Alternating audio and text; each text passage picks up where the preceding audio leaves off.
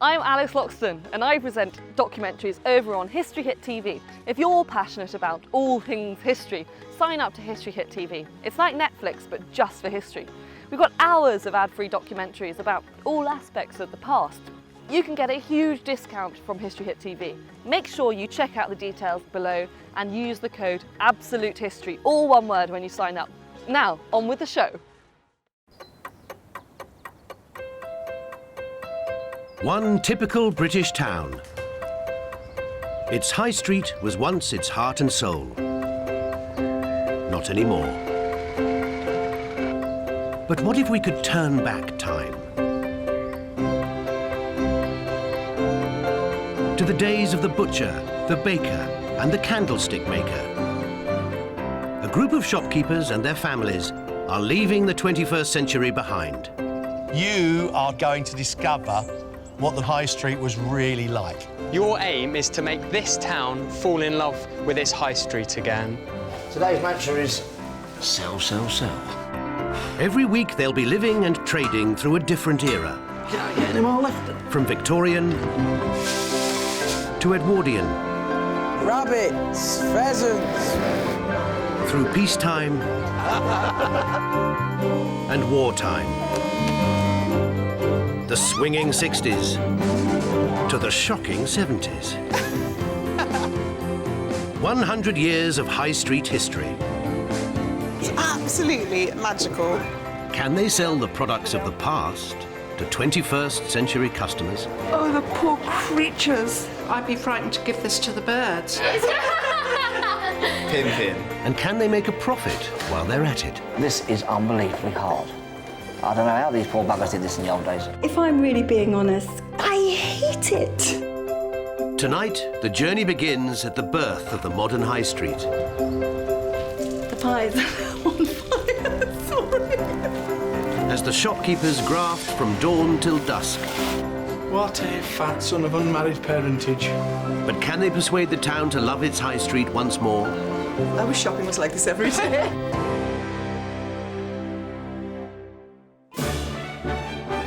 Four shopkeepers and their families are leaving their 21st century lives behind. Kitted out in Victorian finery, they're on their way to Shepton Mallet in Somerset. Shepton's once thriving town centre, like so many in Britain, stands empty and unloved. The horrible truth is Shepton Mallet's dying.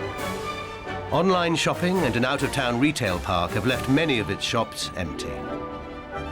It makes me feel very, very sad and depressed, really. But all that's about to change. In Shepton's historic market square, 4 empty shops have been turned back to the key trades of the Victorian era. An empty clothes store has been transformed into a 19th century grocer's. It will be run by modern-day delicatessen owners from Lincolnshire, the Surgeson family. There's nothing that's going to faze me. It's what I do for a living anyway. I'm just going back in time, so that's the crack, really. I think we'll find out. A closed-down bakery has been returned to its original purpose. It's now a Victorian baker's, complete with wood-fired bread oven. And taking it on will be artisan bakers from Wales, the Devlins. I'm feeling a bit apprehensive at the moment, but excited too, and really, really looking forward to it. But I've got butterflies. There's not just a grocers and bakers, but a candlestick makers too. A derelict shop is now an ironmonger's. Modern-day blacksmith Simon Grant Jones knows he has his work cut out. It's going to be quite difficult to start with, but I'm pretty confident that I can win over the people of Shepton Mallet. Finally, no Victorian high street was complete without a butcher's shop. Andrew Sharp and son Michael from Cumbria come from a long line of butchers going back to Victorian times. Now they get to see if they can hack it in the world of their ancestors. We'll be all right. A lot of knowledge and a bit of blag, we'll be fine.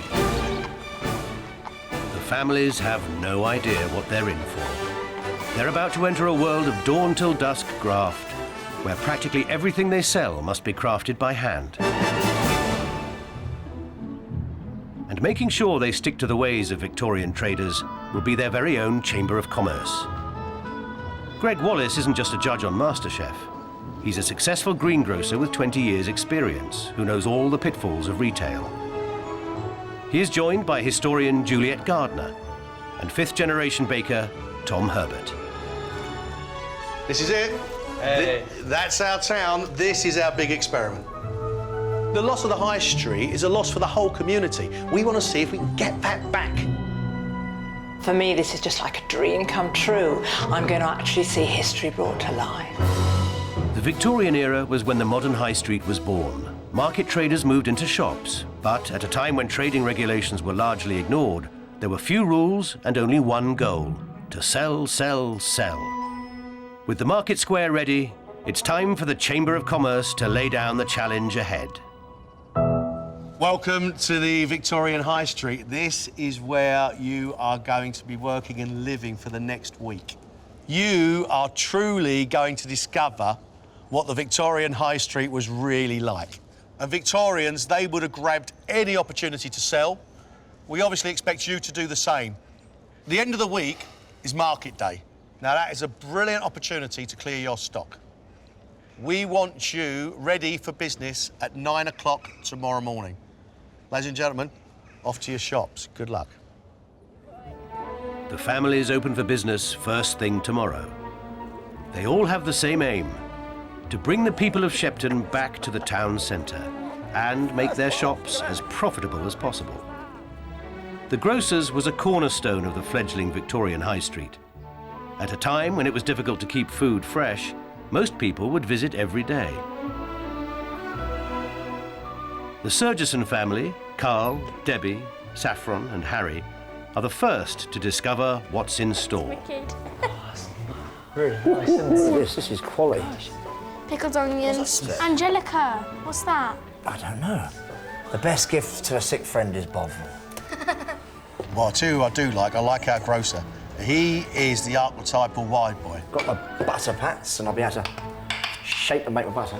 And if he can't sell, no one can. I reckon they're going to love him. Oh, Jesus, what? And he looks like a grocer too, doesn't he? He looks prosperous before he starts. It looks like he's eaten the profit. Sugar. Being surrounded by Victorian produce is a dream come true for the Surgesons. In the modern world, Carl and Debbie run a delicatessen in Spalding, Lincolnshire. Well, I think Carl and I have got the great partnership because I make he sells And there's change for. Thank you very much. Good luck. And Carl is a very good salesman. You know, he could sell ice to the Eskimos. Any chance you might fancy a little cake with that or something, maybe? Grocers back in the sort of Victorian times, I feel, was the sort of the hub of the high street, was the hub of the community, and it'd be nice to sort of, you know, get that sense of community back. Carl has also long held a romantic view of the Victorians' approach to food. I want to go back in time because the high street nowadays is not as good as it used to be, I think. As you can tell by these things here, we make a lot of stuff ourselves. We try and recreate what was back in the old days. 19th century, early 20th century, things were a lot purer and had more of an essence of naturalness. While they might be delighted with their pre-packed goods, the reality of the Victorian grocers is that most of their stock awaits them out back in sacks of basic ingredients. What's up there at the moment? We've got yellow split peas, onions and potatoes. Right, let's get the yellow split peas to stay up there. Before they can sell it, they'll need to weigh, mix, churn and even roast, as well as wrap everything by hand. I think it's absolutely fantastic. We've got all the kit we need to actually make a fair little start and make some money. Also hoping to attract the business of the people of Shepton is the Victorian pork butchers. Look how well placed the butcher is. I mean, it's on the corner, you can't miss it. That's prime, isn't it? It's a prime site.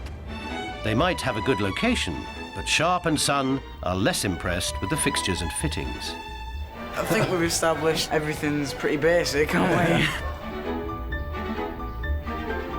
That's the thing that you're going to use the most, son, as butchers by, on your hands and knees scrubbing the floor, like I used to have to do. I feel like Florence Nightingale. And without electricity or refrigeration, Andrew and Michael will have to rely on something more basic to preserve their meat.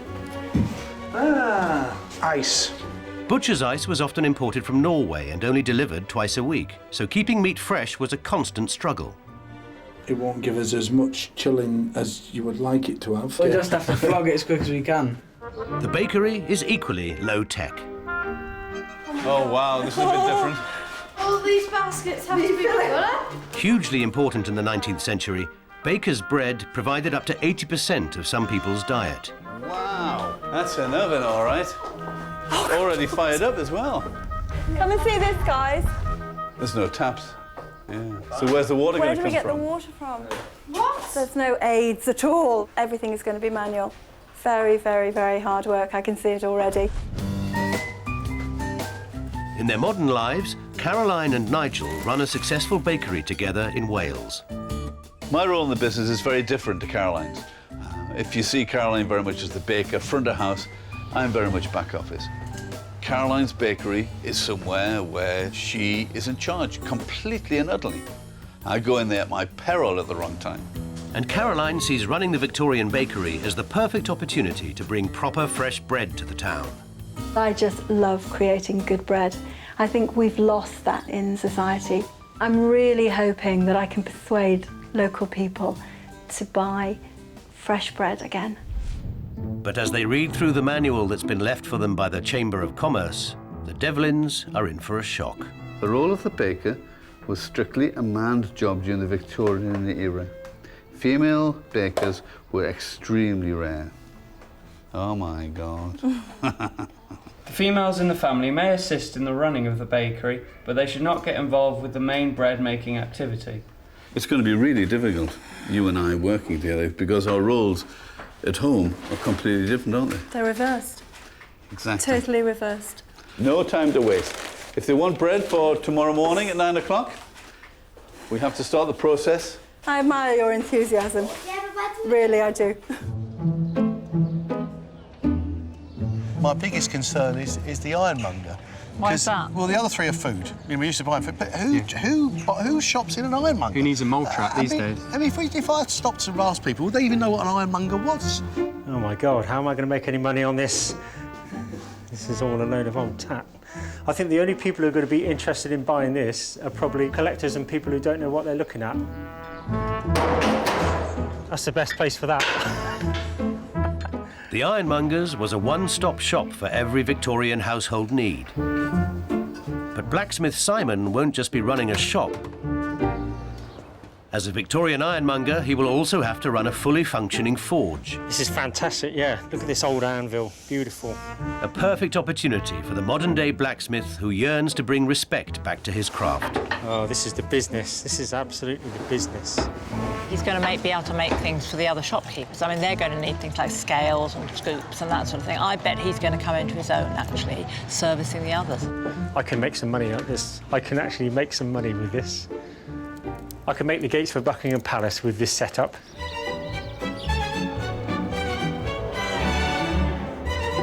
"12 hours to opening and the butcher's stock has arrived. Could you not have got us a bigger one? Are you feeling strong, lad? This is a 500-pound Gloucester Old Spot pig. 4 times bigger than the pigs most butchers sell today, it's covered in a thick layer of fat, something Victorians prized as much as the meat. It's out on my knees. By the end of the week, the sharps must sell every last bit of this enormous beast, from the snout to the tail. There we go. Lovely. What a fat son of unmarried parentage. The setup might be basic, but it's a step back into Andrew's own family history. Butchery has been in our family for many generations, and times gone by, butchers were immensely more respected. They were pillars of society. Unfortunately, in the modern world, Andrew can only teach butchery because his business recently went to the wall.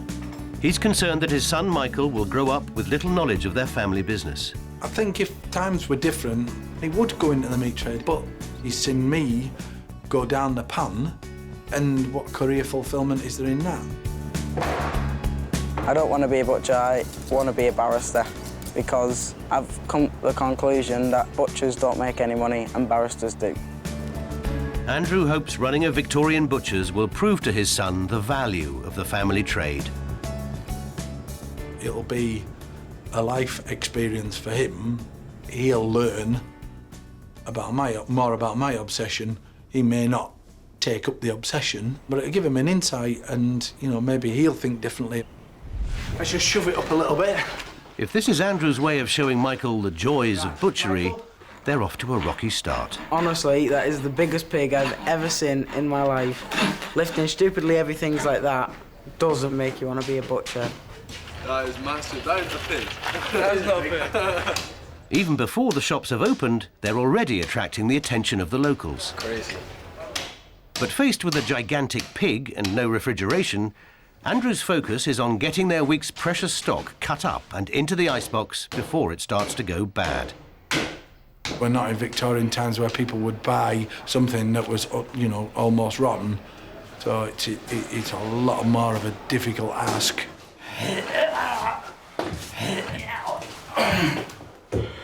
The biggest, fattest bucket I've ever lifted for a long time. Right, let's get the door shut, mate.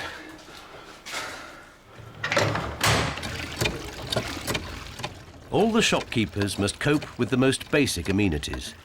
Their main water supply is found in the middle of the town square. Come on, Rafe, hurry up. That's the way, son. Nigel and the boys have a huge amount to do if they're to get bread on the shelves by first thing tomorrow. Have you checked how much water you're expected to put in your dough mix? No. He's never baked a loaf in his life, but he's ignoring the advice of Caroline, even though she's a master baker. What I'm trying to do is have enough dough to be able to work with comfortably. All right, well, I'm not going to... Can we just do it the way we want to? Does it say how much flour we need? You need 9 stone, 6 pounds of flour. Flour was very expensive to mill in the 1870s, so the Devlins are baking with the cheapest option, coarse brown flour. But even a basic loaf required a baker to be accurate about his ingredients. More flour. No, we need more weight. That's the problem. No, we don't. We need more flour. Look, I'm through here. All right, good. As well as coarse flour, Victorian bread was also made with animal fat. You need to put your lard in. And is that measured out?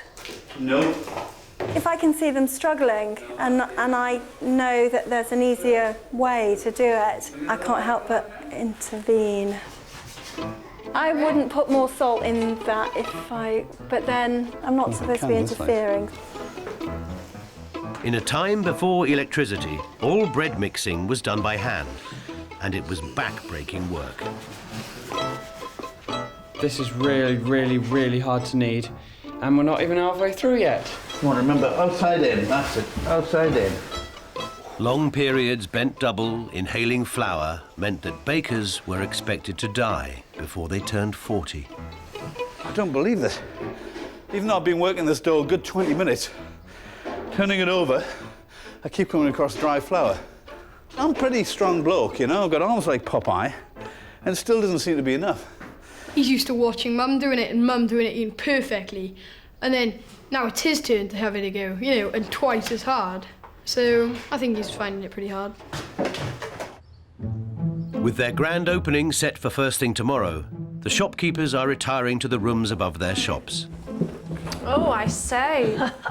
This is wicked. It's quite nice, actually. Oh, my word. Of a bridge. Victorian shopkeepers often struggled to make a decent living. It was common for families to all live together in just one room. Oh, little Dorrit, you look lovely. Which led to some unusual sleeping arrangements. How are we going to survive in there? I wonder who's sleeping in here. You and Dad. And for the butchers, the toilet facilities are pretty basic. Oh, you gotta be joking. No. Tomorrow, the people of Shepton Mallet are going to get their first taste of Victorian shops. Blinding day, an absolute corker really. I mean, just coming around the corner and first seeing the market square, seeing the shop with my name on top, was like, made me feel so proud. I was really taken aback when I first came into the square and I saw my shop. Amazing, absolutely amazing. It just brings it home really that I am an actual trader in this market square. But while everyone else beds down, Nigel is working through the night. He's aiming to bake 50 loaves, 120 fewer than a similar Victorian baker's would make, but still not easy for a novice. The Victorian era, tremendously hard work. It was the worst night in the world. Couldn't believe what I'd been dumped into.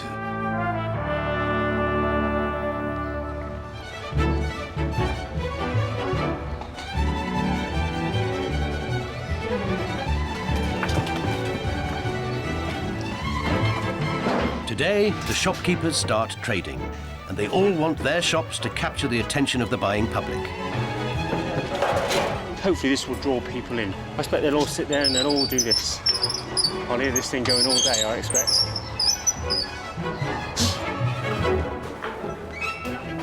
Does that look nice? Get to work, wench.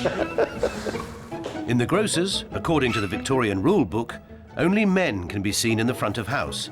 So Debbie and Saffron are relegated to the back room, where they have to do all the prep, including creating their own tea blend. But whilst the rest of the street is grafting, Nigel's just got to bed. Turn the light off, please. So it falls to the rest of his family to discover the results of his hard work.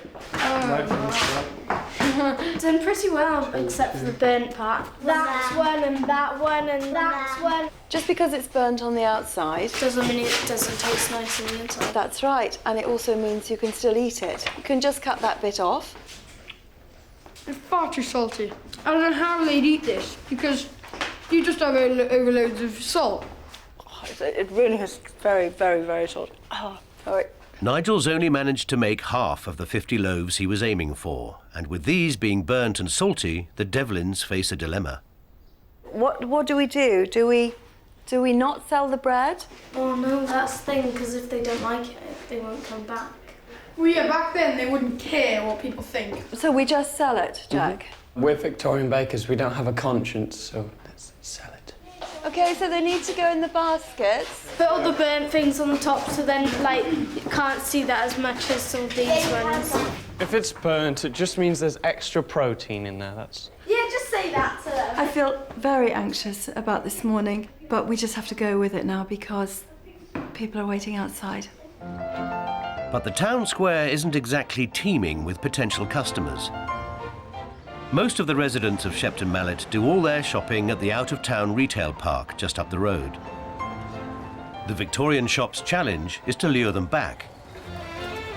And to help them get started, the Chamber of Commerce has persuaded a number of brave locals to dump the supermarket and shop only in the Victorian shops for the entire week. I'm very apprehensive, actually. I really don't know what to expect. I'm really worried about going in that butcher shop.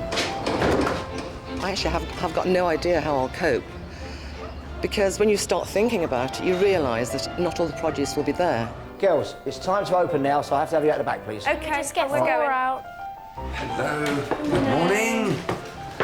Wow, look at all the bread. I have no idea what they're going to sell that I would want to buy now. Molly. There's not a lot on offer. Morning. Morning, would you like to come in? Come in. Interesting.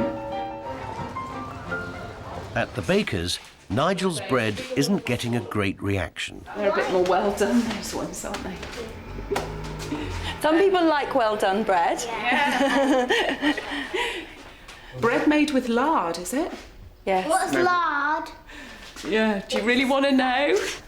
It's like the fat off meat, basically. It's meat fat. Yeah, Yes. nice. Yes. Still fancy it? There was hardly any loaves in there, half of them were burnt, and then to see it had lard in it, I was a bit alarmed about that, I suppose. Caroline's dream to bring fresh baked bread back to the high street isn't panning out too well. There's just this kind of uncomfortable... This is a really, really harsh lesson for us because we are selling rubbish, really. Have you any fresh fruit of any sort? I'm afraid I haven't. You don't do mayonnaise? No. How about crisps, then? I have no crisps, but I can sell you some potatoes if you'd like to make your own.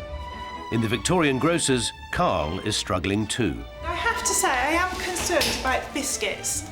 Are they not stale? No, they're fresh in every morning. Chestnut mushrooms? Again, I have no mushrooms at all, I'm afraid. Can I ask why? because I haven't. No, I'm sorry. Some eggs, please. Eggs now. How many would you like? I've got a dozen eggs.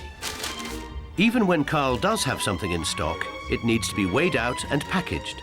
Yes, please. While the men in the front have to wrap sweets, weigh tea, and package marmalade, it's just as hectic out back. How's your arms out? The girls need to fulfill orders for roasted coffee and packaged butter. And the queues of shoppers are growing. It takes longer than you think, doesn't it? It does.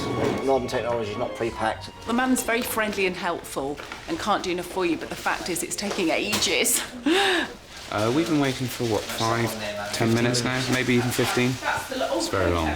We just thought we could go straight over there and buy some. So it's getting really kind of annoying. You know what? This is unbelievably hard. I don't know how these poor buggers did this in the old days. I really don't know. We don't do sauce, tomatoes, ketchup or sauce. I haven't got any sauce, I'm afraid. Sun and cream, 30 factor.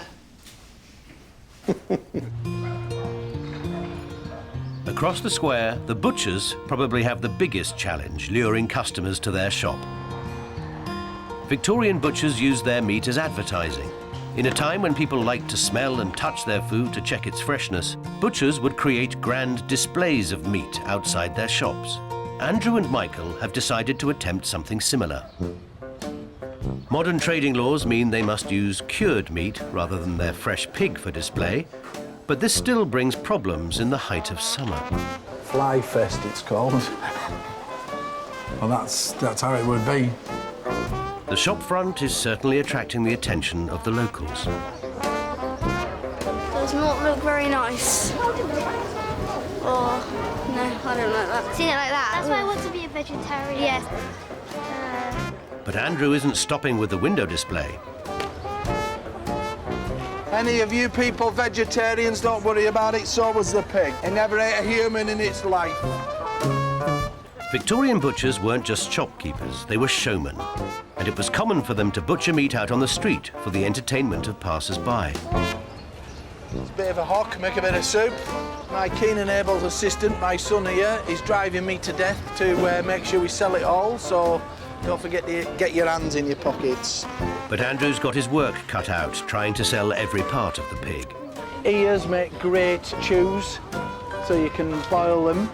And as there's only a limited time they can keep the meat out of the cold room, for Michael, Victorian butchery involves a lot of running up and down stairs. Can we have a leg? I need a slice of the leg. A few customers are slowly starting to buy the cuts they recognise. £6, please. Thank you. But other parts of the pig are proving to be a hard sell. We've got lungs and heart. It's not normal trading by any stretch of the imagination. 2 doors down, and blacksmith Simon has attracted quite a crowd into the ironmongers too. Feel free to browse around the shop. If there's anything you're interested in, let me know. Anything you want to talk to me about. The shops are all out to make a profit. And while they'll be asking Victorian prices, 2 shillings. They'll be charging the customers in modern money. That's £10. Oh, what would you use these for? But Simon's discovering the difference between browsing and buying. These are mole traps. They've got a spring like that. You can make a slightly larger version of that I can use for the kids. It seems that the only customers who really need his services are the other Victorian shopkeepers. You want something to light yourself while you're working, do you? Yeah, to light the room up. To light the room up. I was wondering if you'd be able to make us a bread knife, or if you've got something to sell us.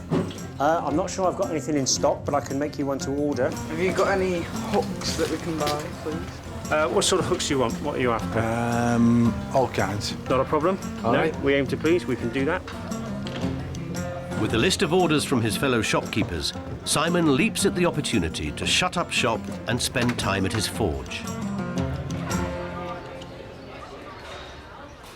Oh, right. Morning. That feels better, yes. At the baker's, Nigel's woken up to discover there's another problem with his bread. This was Right, I can see where the problem is. You can see Yeah, we've got a real problem here. The oven was far too hot, to be honest, And what has happened is it's burnt on the outside. And it's just completely... Yeah, right. But starting to think more like Victorian traders, the Devlins aren't going to let undercooked bread stop a sale. Well, we're learning to improvise as well. We're advising people that they can bake it off when they get home. They've been baked quite softly, so if you want to be able to warm them up, bake them through so they're a bit crustier, straight into the oven. So you could take it back and put it And finish it off. And finish it off. Yes, you could. Clever idea. At the forge, Simon is working hard to fulfill his orders.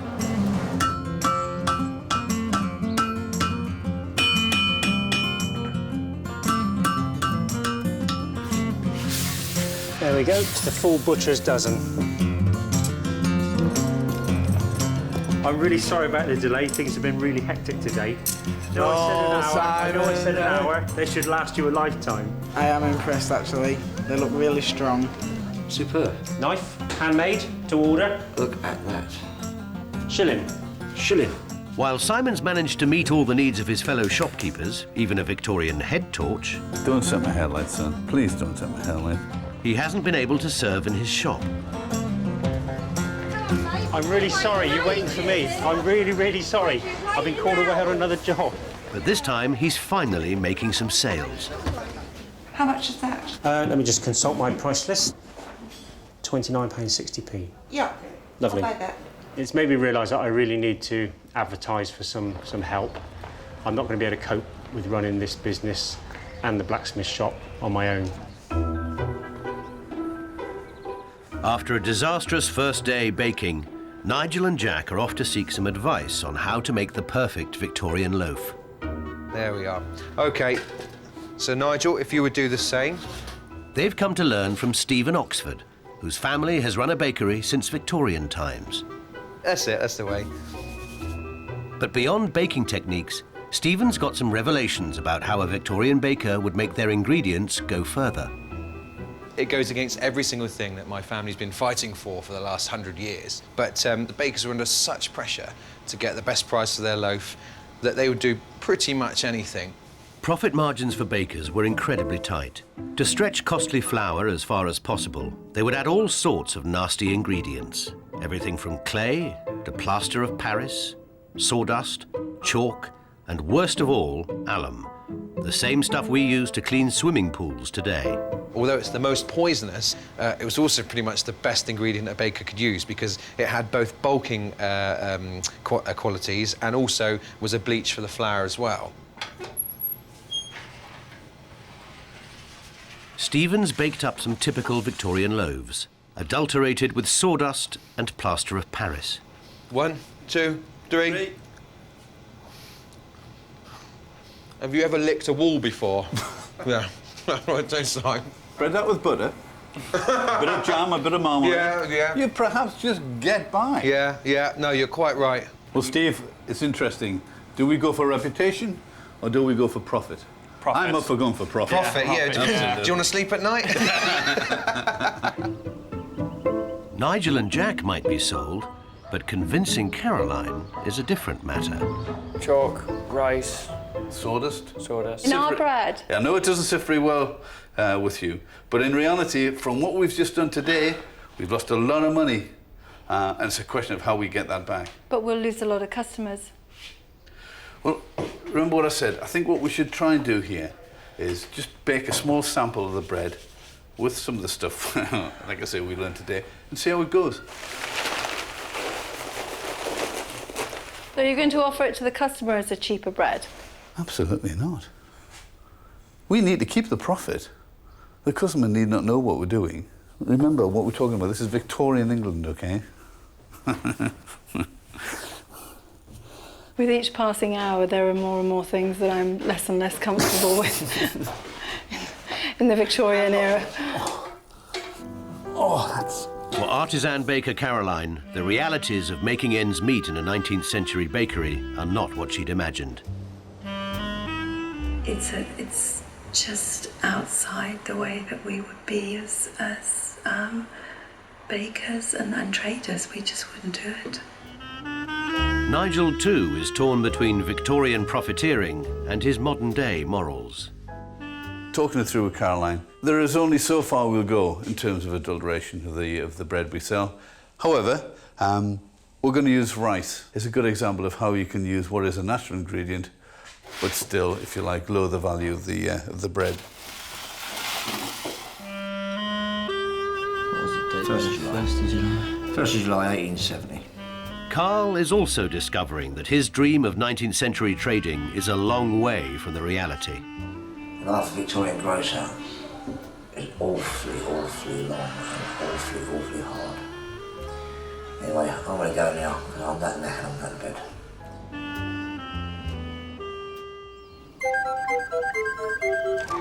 In just a few days, the shopkeepers will set up stall and run a Victorian market in the square. But if this is going to have any chance of success, they'll need to try and win over more customers before then. At the butcher's shop, Andrew and Michael have a new plan. Sausages were the perfect way for Victorian butchers to sell off every part of an animal. And making them was a spectacle that people would gather to watch. That's the intestines, yeah? They just mince them in. Yeah. Running a shop is a bit like being in a theatre. So you have your stage and off you go. That's intestine. Yeah. It's been cleaned. The invention of the mechanical sausage mincer in 1865 made it much easier for butchers to fill a pig's small intestine with meat. That is one hell of a sausage. And just as it was 150 years ago, it's still a crowd pleaser today. We got a round of applause of about 10 people after we'd finished making the sausage. It was quite strange, actually. The sausages are flying off the shelves, so Andrew decides to push his luck. Thank you. The last time I had a pig's foot, I was 16. Selling pig's trotters. Cheap as chips, mate. Thank you very much. And the butchers have made a killing with their sausage sales. £186. Yeah, I don't think we've got too bad of it. Not that bad of business. In the grocers, Carl also seems to be getting the hang of 19th century shopkeeping. What can I help you with? What are you interested in? What was you looking for? Tea. The queues are building up again, but he's going to deal with them as a Victorian grocer would. If you order some tea, we've got our own Sergi blend. It'll be delivered to your house. Home delivery isn't just the preserve of modern online superstores. Back in the Victorian era, every shop on the high street would have delivered even the smallest order to their customers' homes. OK, I would like half a dozen eggs, please. A pound of potatoes, a pound of onions, a few bushels of carrots, please. Having the food delivered to my door, which means I don't have to carry bags and bags of stuff. That makes a huge sense. It's going really well now, and people are accepting it. It's quite good. So far, no one's gone, what are you doing? So we'll see. They've all sort of taken to it quite well, so maybe it's going to work out better than I thought. It's a success. They've cleared all the customers and taken their money. But now they have to make sure to deliver everything on time. And that still means packaging it all by hand. Remind me what's to be done. Okay? You just said you were doing that now, so I thought it was all part of this one job, so it's not really down for me to remind you. You were kind of doing it. No lip, remember? It's Victorians. Shut up and do as told.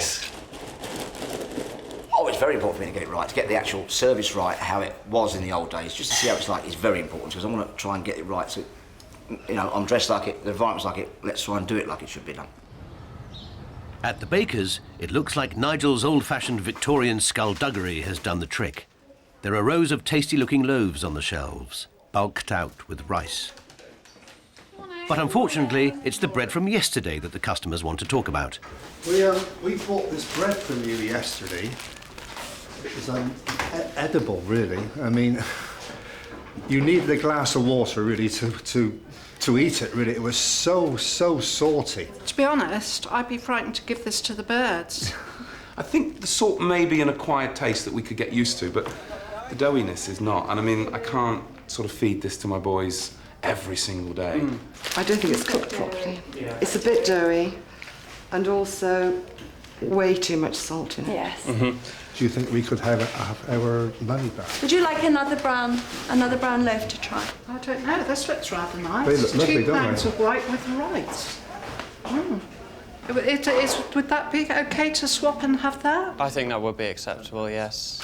With customer after customer returning their bread, the Devlins are having to give away all their new stock in exchange. I think that we have to accept that today is going to be another loss-making day for us because we're going to have to try and make things right with people.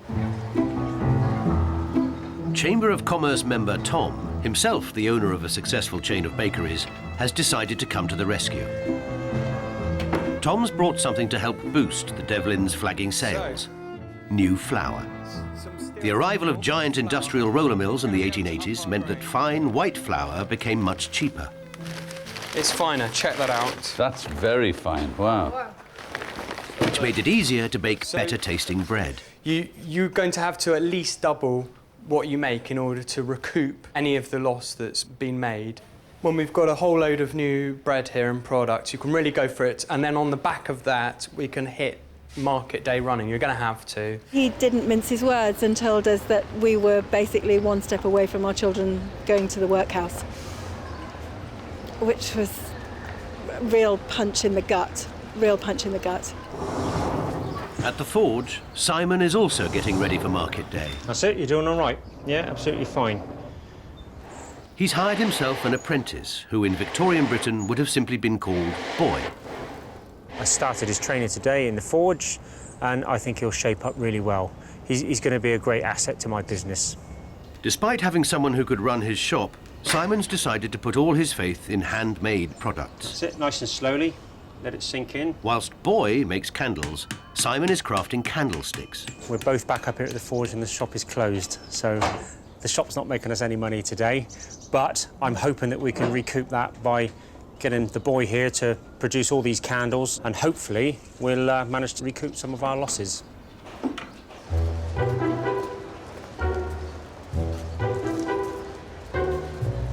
In the grocer's 19th century storage solutions have Carl worried about his food's shelf life. Hello. Hello. Good afternoon. Chamber of Commerce historian Juliet has come to pay a visit.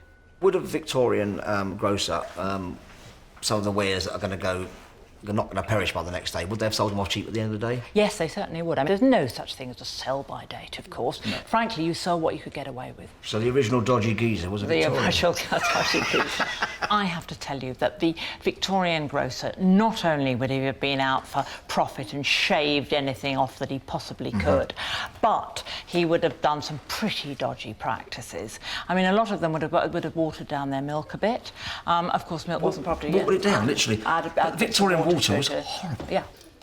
Victorian grocers went further even than bakers when it came to food tampering. Now, this stuff here, and I'm not going to suggest you touch it, this is red lead. You know, red Gloucester cheese would have been added to that.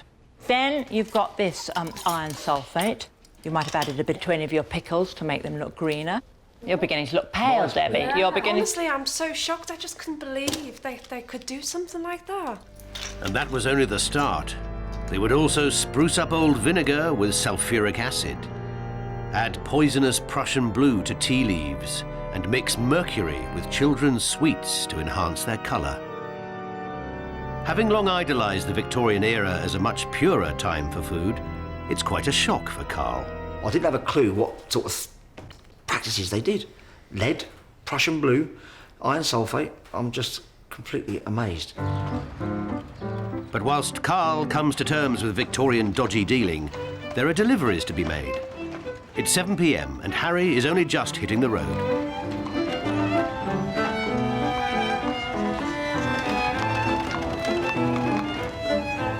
And Victorian transport isn't high-speed delivery.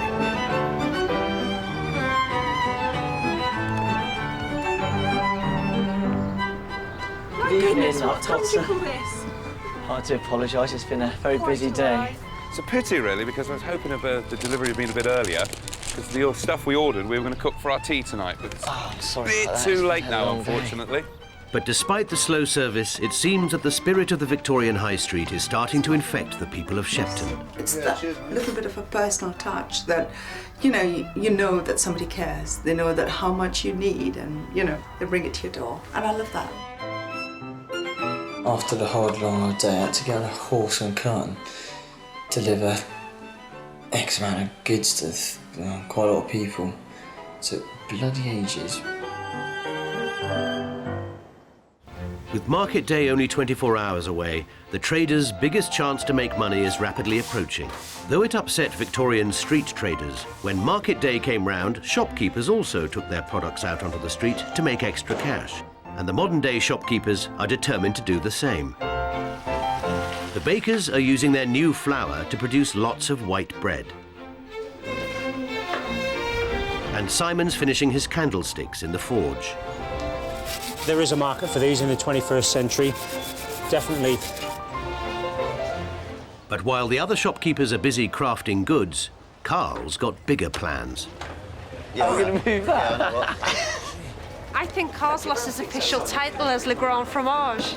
Well, we're going to get this cheese out of here somehow. We're going to try and do this pulley system. As a publicity stunt, he's ordered a giant 2-ton cheddar. The cheese is so heavy that even the pulley system hasn't worked. The original big cheese stunt was dreamt up by Victorian grocer Thomas Lipton. When the giant cheese was delivered to his Glasgow shop, it caused a riot and sold out in a couple of hours. There'll be plenty of cheddar going cheap tomorrow, guys. That's it, it's up. Well done. Well done. Thank you. Now, the best bit, I've got to try and flog it. Somehow. I can't even take this seriously at all. Ah, superb. You look like a complete lemon. Carl is turning to another retail technique pioneered by the Victorians: spectacular advertising. Anybody interested in the world's largest cheddar? I've got the world's largest cheddar to sell. Starts 9 a.m. tomorrow at the market. Excuse me, sir. Are you interested in the world's largest cheddar? I'm selling the world's largest cheddar tomorrow at the market. And it's not just the grocer saying cheese. Right, if we could all remain still. Like many Victorian traders, the shopkeepers are immortalising their place on the high street with a photograph. Perfect, lovely. Right, so if you can keep still for approximately 11 seconds. Just look adoringly at your father. No. 1, 2, 3.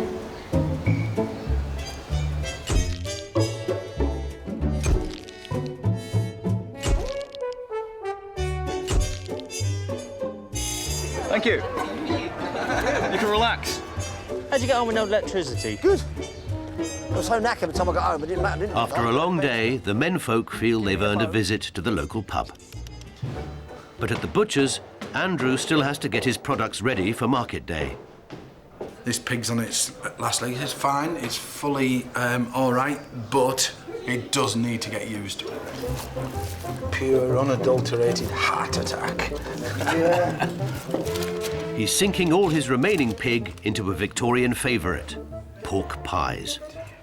To cook them, he's using the baker's oven, which was common practice, as most shops didn't have their own. Well, we'll see.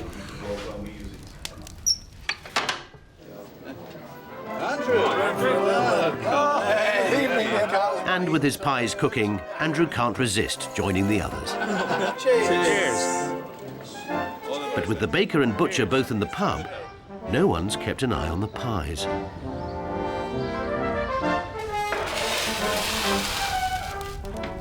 The pies on fire. Sorry.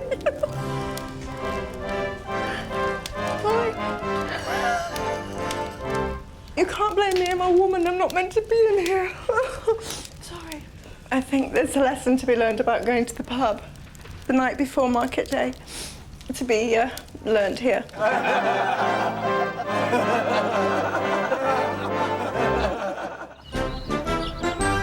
The shopkeepers have now spent a week living the life of Victorians.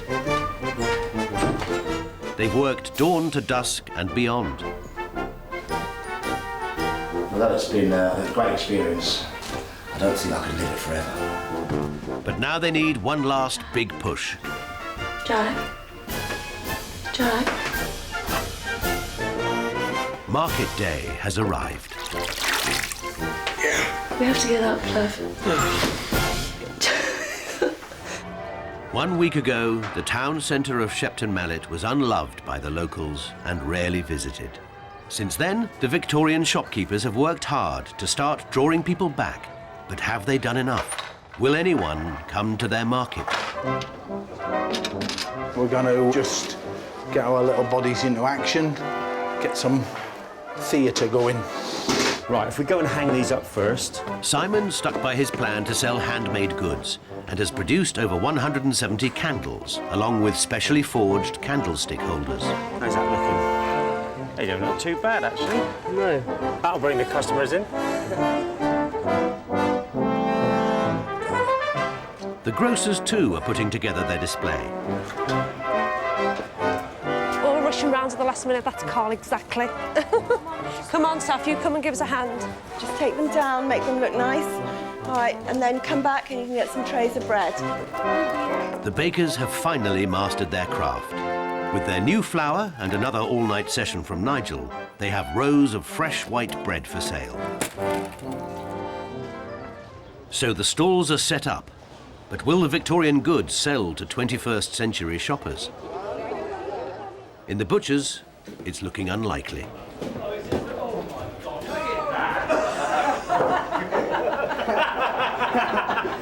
What's that meant to be?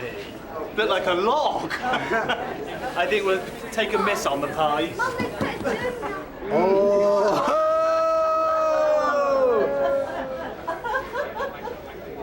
It is nice, so it isn't quite as bad as it might seem. Yeah, but it is a disaster, yeah. World's largest cheese! Out on the square, though, the Victorian publicity machine is in full flow, and people are starting to roll up. There you go, my sweet tea. Debbie, this one's for £1. I'm going to go home with a few bob in my pocket today, aren't I? Somebody has told us to try your new white bread. It's a new roller mill flour that we've managed to get hold of, and we're really pleased because... The baker's bread is flying off the stall. Brilliant. Okay. We should have made tons more. Tons more. We needed to sell 60 loaves at least today to break even, I think. The Chamber of Commerce, Greg, Juliet and Tom, have returned to see the effect the Victorian shops have had on the town. Brilliant. This is wonderful. Ladies. Welcome to Shepton Mallet, Mr. Wallace. Nice, thank you. What is it about this shopping experience that you don't normally get then? It's seeing so many people that I know that I can talk to while I'm here, and that's what doesn't happen with a supermarket, because you're 90 miles an hour, dashing in, dashing out, going off to do something else. That's exactly what I was hoping would happen. Does anybody not know about my cheese? Please come and get it now. Hurry up, hurry up. He's got a big queue for this cheese. This is stealing the show at the market, isn't it? I know. I'm Thomas Lipton of the 18th century now. Me, I've done it in 2010 instead. While the rest of the shopkeepers profit, the butchers are desperate to get in on the act and flog the last parts of their pig. Their solution is a classic Victorian recipe: peas pudding, a working-class favourite made with boiled yellow split peas and pork. Peas pudding hot, peas pudding cold, peas pudding in a pot, 9 days old. This, in Victorian times, is our first fast food. And Andrew's showmanship seems to be doing the trick. I mean, look at the butcher shop. That is just magnificent. They're just right for a Sunday lunch. There you go, sir. You got a spoon? Oh, yeah, they're extra, sir. I really like that, it's really salty. Absolutely beautiful. I want the recipe. Ironmonger Simon has put his faith in handmade, and it seems to be paying off. His candles are selling like hotcakes. Thank you, Mr. dear. Thank you. It's absolutely wonderful, the relationship between the customer and the shopkeeper. You sort of feel that you're the most important person in the shop. It's really, really lovely. What about the shopping experience? How does that differ from Shepton Mallet's seen nothing like this, ever. Shepton Mallet back on the map. It's really lovely. It's brought it back to life. I think the town has come alive. I think everybody was a little bit shell-shocked to start with and sort of looking from the corners of windows, but as it goes on, as you can see today, more and more people are coming out and wanting to experience it and wanting to be part of it.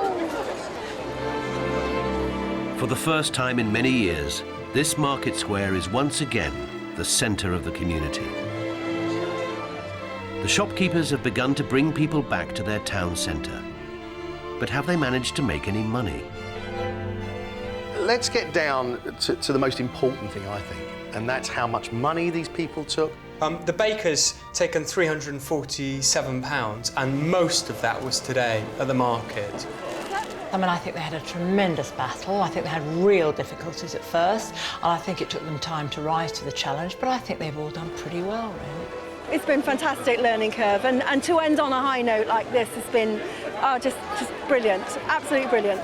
Now, the ironmonger's taken £692.54, and apparently then he went on to sell the grate. So our ironmonger was taking £1,000? Yeah. That's not bad. No, it's not bad.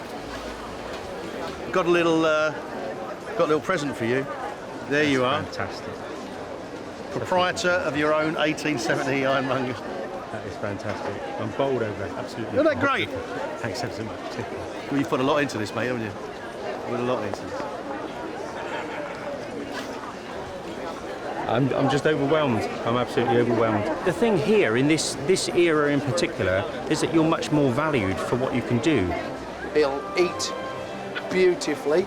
The butcher's only taken £352, which I think, when you look at the people, the amount of interest in front of his shop. It was sort of a Marmite love-hate thing, wasn't it? People either loved it or loathed it, but they definitely got a response.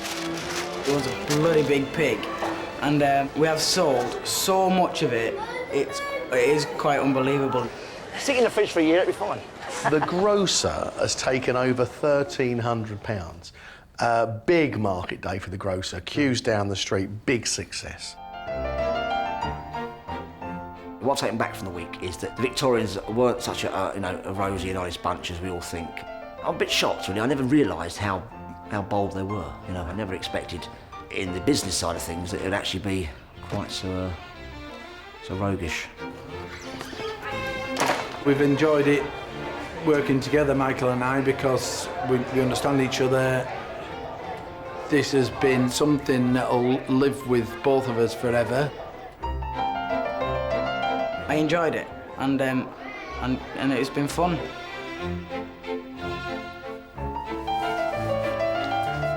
It's brought us together in terms of a working relationship in ways that we'd never had before. And I don't think our working relationship is quite going to be the same in the future. It was a show of Devlin's strength, absolute family strength. We just got on and we just did it. And we had an energy that just brought people to the stall. Just incredible. But the shopkeeper's journey is only just beginning. Next time, there's a new arrival on the high street, as the shopkeepers take Shepton into the age of Edwardian elegance. It's sir, it's ma'am, it's miss. Where customer service is key.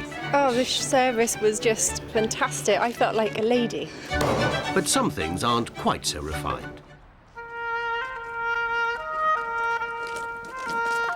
These 21st century traders are now kitted out for the earliest years of the 20th century, the elegant age of the Edwardians.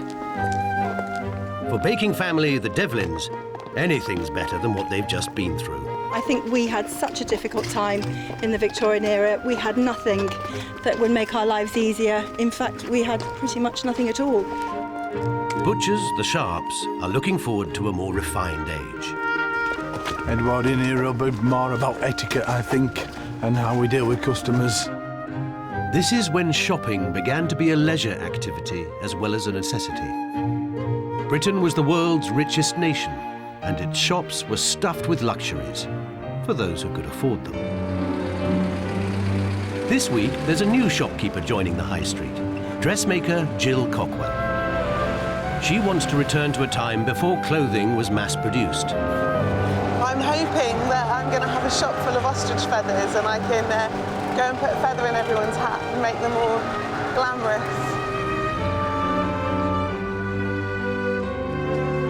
All the shopkeepers are heading to the historic heart of Shepton Mallet in Somerset, where their shops await them. Wow. Their mission is to lure back shoppers to this unloved town centre and to make a profit. Hello. Oh, how exciting. My shop's over there. Making sure they stick to the rules of the era is the High Street's Chamber of Commerce, social historian Juliet Gardner, Tom Herbert, a fifth-generation baker, and Gregg Wallace, not just a judge on Masterchef, but also a successful greengrocer.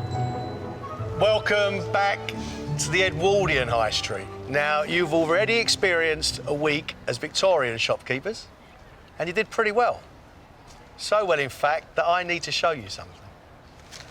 This is the front page of the local newspaper. Look at that. Oh, wow. A town reborn. The residents of this town are starting to fall in love with their high street again. But now you're going to have to really up your game. The Edwardians expected a really high level of customer service. Etiquette, salesmanship, and service. These are the key words. Juliet and Tom will be popping in to see how you're getting on. One last thing. Butchers, bakers, grocers.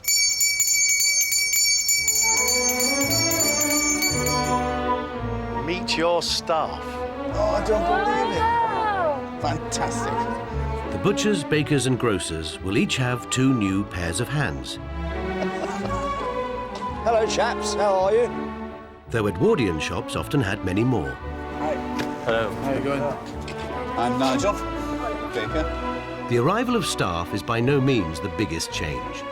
The bakers are now offering more than bread. Wow.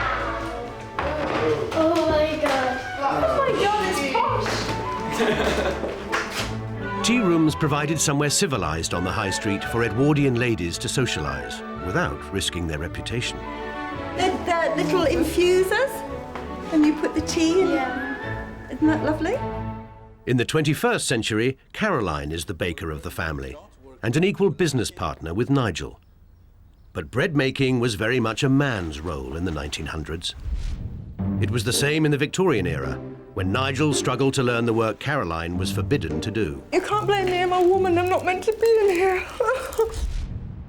Though Nigel remains in charge, there has been some progress for women, as the family learn from the rule book each shopkeeper has been provided with. The bakery is part of an important social change during the Edwardian era. The women of the family will oversee the running and servicing of the tea room. I think in this era, there's going to be more opportunity for a woman to actually, well, make more of a name for herself as an individual rather than standing behind her husband. I think that bakery stroke tea shop is going to be the absolute triumph of our Edwardian era. Ooh. God, it's very grand. It is, eh? The Surgeson family are pleased to see their grocery store has gone up market too. Oh, wow. Very nice, isn't it? Oh, look at the slicer. It's a hell of a lot bigger. Lavish displays were common even at shops which were basically the Edwardian equivalent of supermarkets. And amid the grandeur are brands that are still around today. All the packaged tea now, no more of this weighing our own blend out. Yeah, Lions. Lions, we've got Thai food. I knew Thai food's around. But some of their stock wouldn't be allowed by modern trading standards. Obesity soap. Obesity? What on earth is obesity soap? Used like an ordinary soap, positively reduces fat without dieting or gymnastics. I'm going to find the fattest bird who comes into my shop and I'm going to see if I can flog it to him. Carl and his family are just getting better and better at it. I think they're going to have a great week. Gosh, no more constipation for Debbie. I've got melon. I have fruit. Superb. The Sharps have been butchers for generations, but Andrew recently lost his business. Andrew was desperate to be a butcher in the heyday of butchery, and this is it. He is now a master butcher with staff. Andrew's hoping this experience will teach his 14-year-old son, Michael, how respected the family trade once was. So, I guess I'm working behind here, huh? You'll be out there and I'll be in here watching what's going on. No, you can't. You're the main man. When I first started work in a butcher's shop, this is what it was like. Maisie behind the desk. Miserable Maisie. How much? Just like in the Victorian era, they've no fridge in which to keep their stock cool. just an icebox. And what's in it this time round is something of a surprise. Is that a badger? Wild rabbits, wild ducks, pheasant. Unlike today, game was a staple of the Edwardian diet for rich and poor alike. People of Shepton Mallet probably have never had anything to do with game in their life, unless they're really old. Hanging rabbits and pheasants is gonna go down very badly. It was bad enough with pigs' heads. Game in restaurants, smart restaurants, yes. Game in the high street, I'm not too sure. I think he's got his work cut out. The big revolution on the high street is the shop which has replaced the Victorian ironmongers. Ah, that's a bit of a shock. Penny Bazaar, I wonder what that means. It's the era's equivalent of a pound shop. It's not the kind of store Simon Grant Jones was hoping to run. I am a little bit disappointed that I'm not valued as much in this period as I was in the Victorian era. Simon previously spent much of his time making his own stock in a forge at the back of his shop. A blacksmith in the 21st century, he proved his skills once had a place right at the heart of the high street. But already his craft is looking redundant. The bulk of his stock is now factory-made. It does go against the grain for me to serve this sort of stuff. I'm not really all about mass-produced items. I mean, I'm a craftsman at heart. Unlike the Victorian era, I think Simon's got a lot more things to sell. Yeah. He should attract a lot more customers. But it's him himself. Is he a shopkeeper? I think he wants to make things. Yeah. We're getting now into the Edwardian era where things are moving maybe a little bit faster. People want things a little bit quicker, so they're possibly willing to settle for a little less quality. Above the Penny Bazaar is the parlour, where new arrival Jill will try to make and sell dresses. Oh, fantastic! I love it! I absolutely love it! She's the only woman on the Edwardian High Street allowed to run her own business. This is a proper corset making dummy. I've always wanted one of these. Needlework was one of the few respectable trades a woman could go into. The dressmaker's going to have quite a challenge. She's got to attract women into her shop. Now, how's she going to make a profit? Some modern-day customers are used to going into shops, aren't they, trying things on, you know, getting them cheap. I just want to play dress up now. I want to try everything on.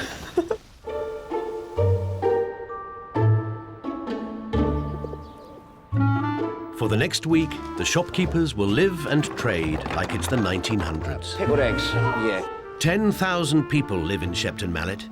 All are potential customers, but most currently go to the other end of town where the modern superstores are.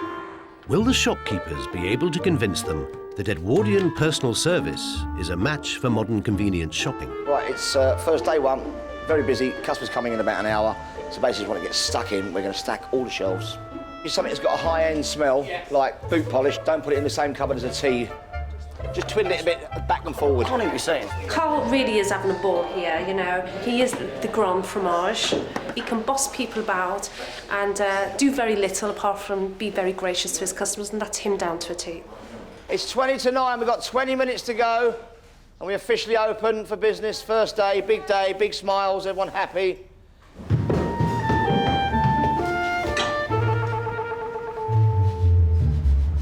None of this is going to be straightforward. Chicken is very straightforward and so is pork chops. But after that, tongues, pigeons, you know, any game, venison, it's all Bambi, Watership Down, it's all those, you know, emotive connotations that the modern customer has got. I'm really excited about meeting my first customer. Maybe I'll take a commission today. I hope so. There's just enough time before opening to focus on the finer points of Edwardian-style service. It's sir, it's ma'am, it's miss, it's master, and it's mistress for the little ones. Do not make any personal remarks to them. You have to be detached, but very, very pleasant to them. Make sure your aprons are ironed and your hats are nice and fresh.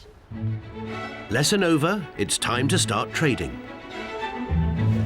The first customers have all been persuaded by the Chamber of Commerce to shop only on the Edwardian High Street. In this new era, I'm expecting far more produce, much more colour, much more stock, And I might be surprised by the things in the shops. Does that make you think? The obesity soap? Well, apparently so. Rub it really hard and it rubs it off, apparently. As you can see, we're rather banged out at the moment. Would you like to take a seat and I can help you with a seat? Thank you very much. 6 apples, please. 6 apples, please. And then a big bunch of... Big bunch of red grapes. Big bunch of grapes. So if you get a large bunch of grapes, could we interest you in any of our cheese? I would like some potatoes, Right. half a dozen of eggs, 3 onions. Have you got any tapioca? Oh, the poor creatures hanging up. Good morning. Good morning. What is this? That's a munkjack deer. If I get a rabbit, will you prepare it so it's like Hold on. meat? Don't worry, darling, you just have some vegetables or something. One of Simon's first customers is a fellow shopkeeper, Caroline from the tea room.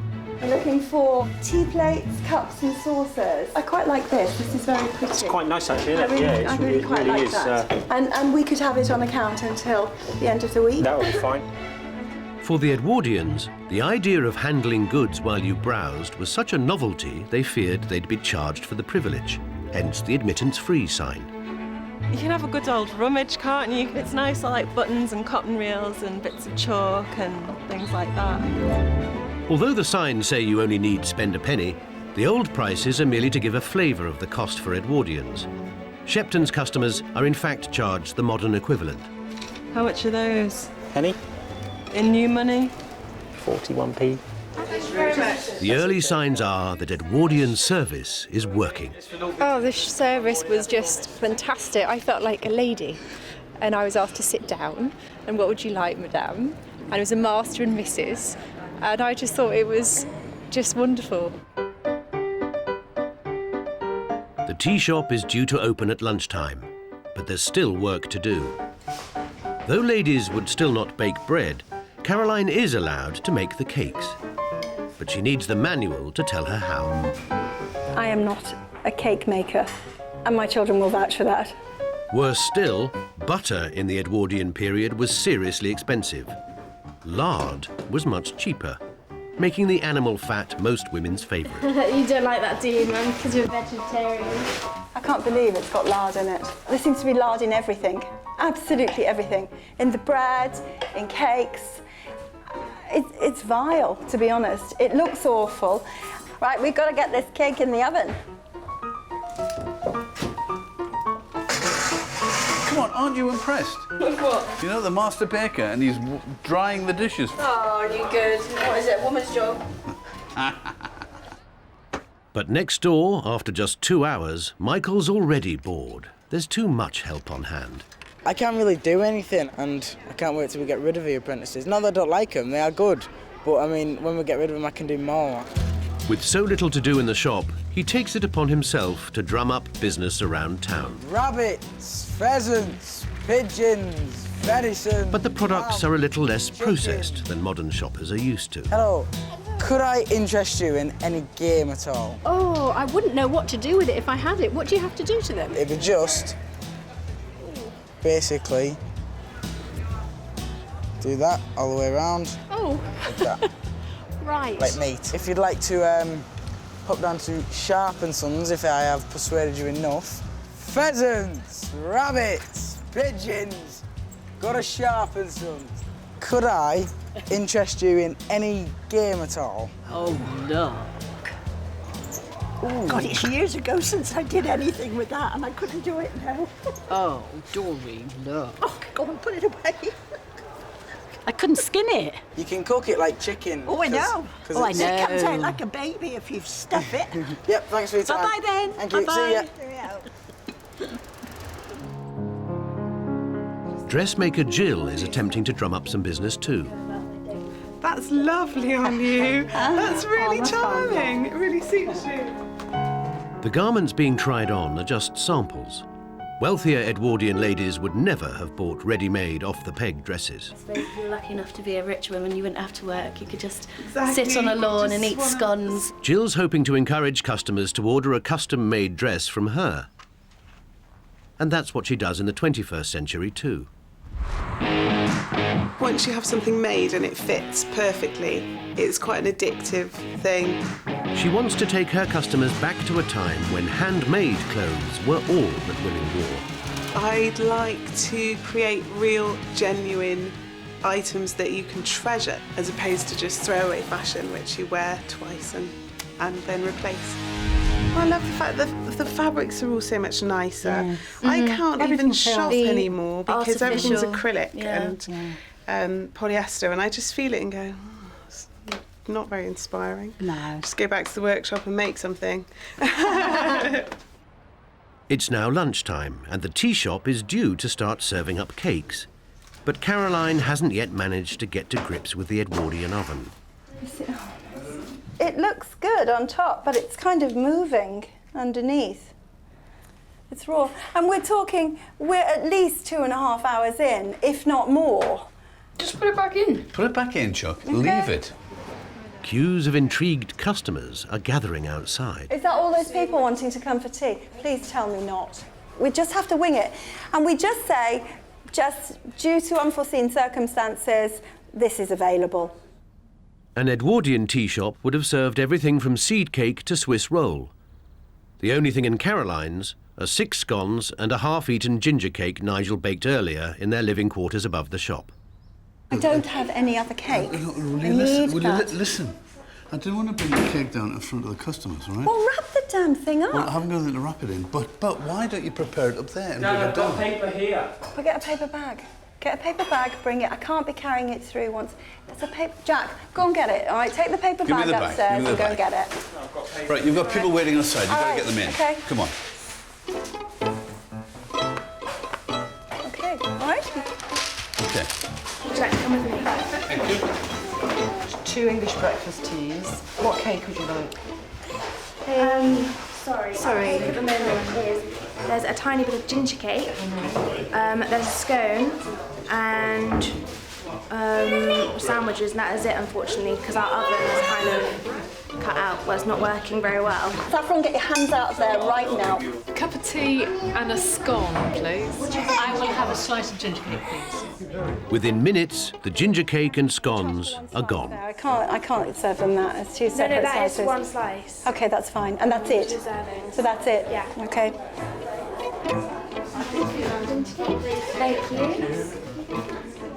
The teapots are dripping everywhere and not very organised today. Tea and a honey cake? Unfortunately, we have no cake. No more cake. No more cake. We've had a big problem with cooking everything ready in time. What have you got? At the minute, I'm afraid we have no more cakes. Never mind, eh? Love sandwiches instead. Jill has some customers, though not yet a commission for a dress. Really good fit, actually. Yeah, it's perfect. How does that feel? It feels fab. A respectable Edwardian would, of course, conceal a corset under layers of clothes. 100 years later, You want this variety wear rather than underwear, then? Yes. Okay, great. women are clearly less constrained. And Jill is managing to combine Edwardian personal service with modern fashion. Have a look in the mirror and see what you think of that. It gives you a great shape. Crikey. That does look good. I like that. For Jill, it's a first step towards converting the town to the advantages of handmade. If you did want this one, I could alter it and make it look like it's outerwear by smoothing off this edge here, which I could do by hand, and then I could add some sort of lace or a ruffle or a frill. I think that would be fantastic. You can see that she put thought into it immediately as to, right, this is my client's needs and this is what I'm going to do to sort of do that and produce something that satisfies it, and I thought it was fantastic. As if the shopkeepers don't have enough to contend with, the Chamber of Commerce have set them one more challenge for this era. They've sent a very special pair of customers to the high street. Will and Katie are about to get married and want some Edwardian embellishment for their reception. Weddings of the era reached new heights of luxury. The upper-class fashion for lavish spectacle was increasingly taken up by middle-class couples too. The Surgesons have been told they need to rustle up the perfect wedding breakfast. The other shopkeepers will make items to go with it. You should not only recreate the look seen in this picture, but produce some delicacies for the table that the wedding couple and your customers can try for a pre-wedding celebration at the end of the era. Decide which 6 of these you would like to supply. Blancmange, trifle, rabbit souffle, whole tongue, truffles, semolina croquettes, orange jelly, calf's foot jelly, that is nice, coffee jelly and oyster patties. That's going to be fun. It really is going to be fun. Okay, you take care. Thank you. As the bride and groom continue their shopping, Carl summons his family for a meeting. There's a lot to do there, and not only have we got to produce the food, we've got to dress this table and acquire the dressage equipment to make it look pretty. I can do that. I would really love to make the garlands because I've made them before and it is really... But yeah, like you say... How much you love to do them is irrelevant. We've got a lot of work to do.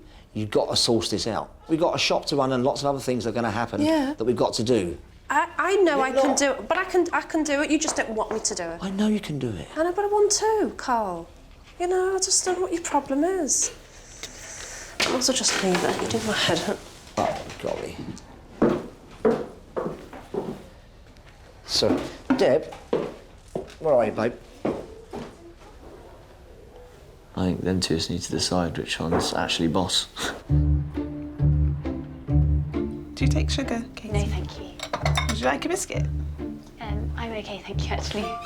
Jill is meeting bride-to-be Katie to discuss what she can run up for the wedding. So how long have you been dressmaking? But as Katie enjoys the genteel atmosphere of a dressmaker's parlour,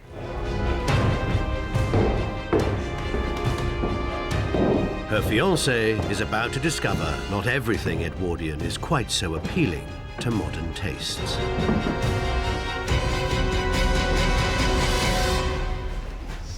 We have a boar's head. Wild boar? Yes.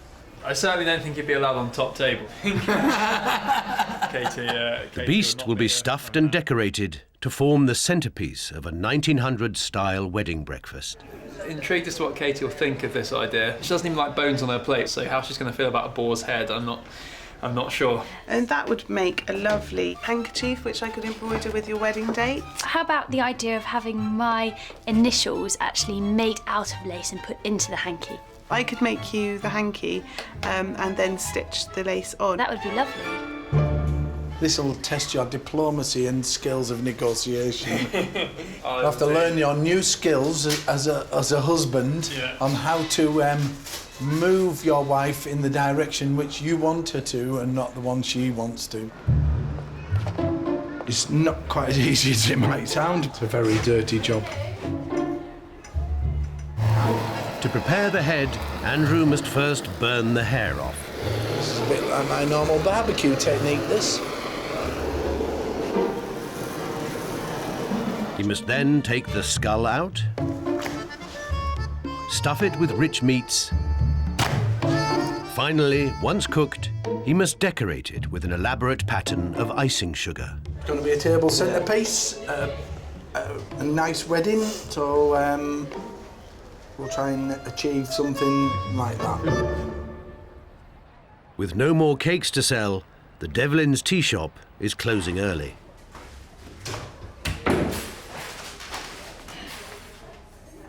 We survived. I think that's about the best we can say. There were some seriously disappointed children out there. There wasn't enough food. It was hard to keep your etiquette and manners correct, trying to be an Edwardian, when all you want to do is say, I'm sorry, there's none of this, none of that. And there's another problem. This one's been in for half a day. This is my Madeira. Can I just say, all right, that I didn't think I could make cakes, but I really didn't think I could make them this badly, okay? Caroline believes using lard is why the cakes didn't cook. But replacing it with more expensive butter will eat into profits. We can't afford to buy the butter from the grocers. No, we can't. We can't. So what are we going to do, Master Baker? Put lard in instead. No. Why not? Can't.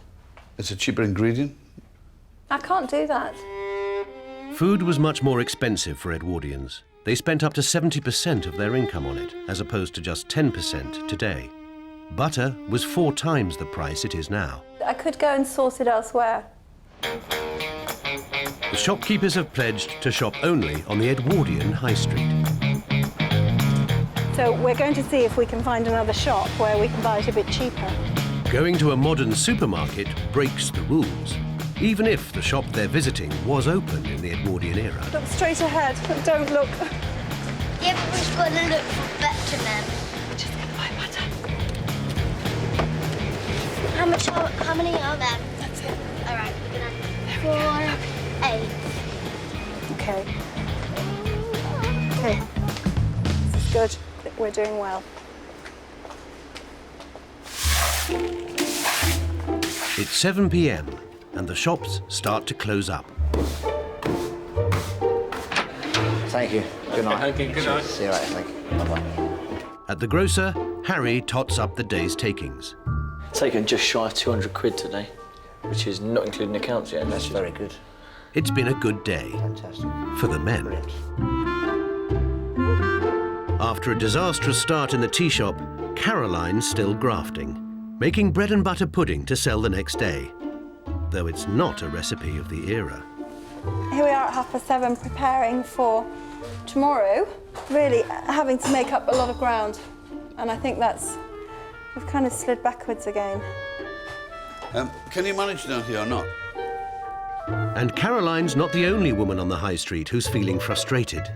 I was really cross with Carl because I was saying, well, I really want to do the garland. And Carl kept saying no, and it was just really frustrating me because I knew I could do it.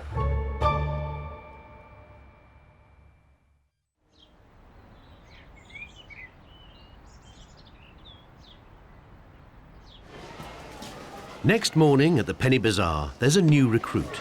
12-year-old Rafe, the baker's son. Come in.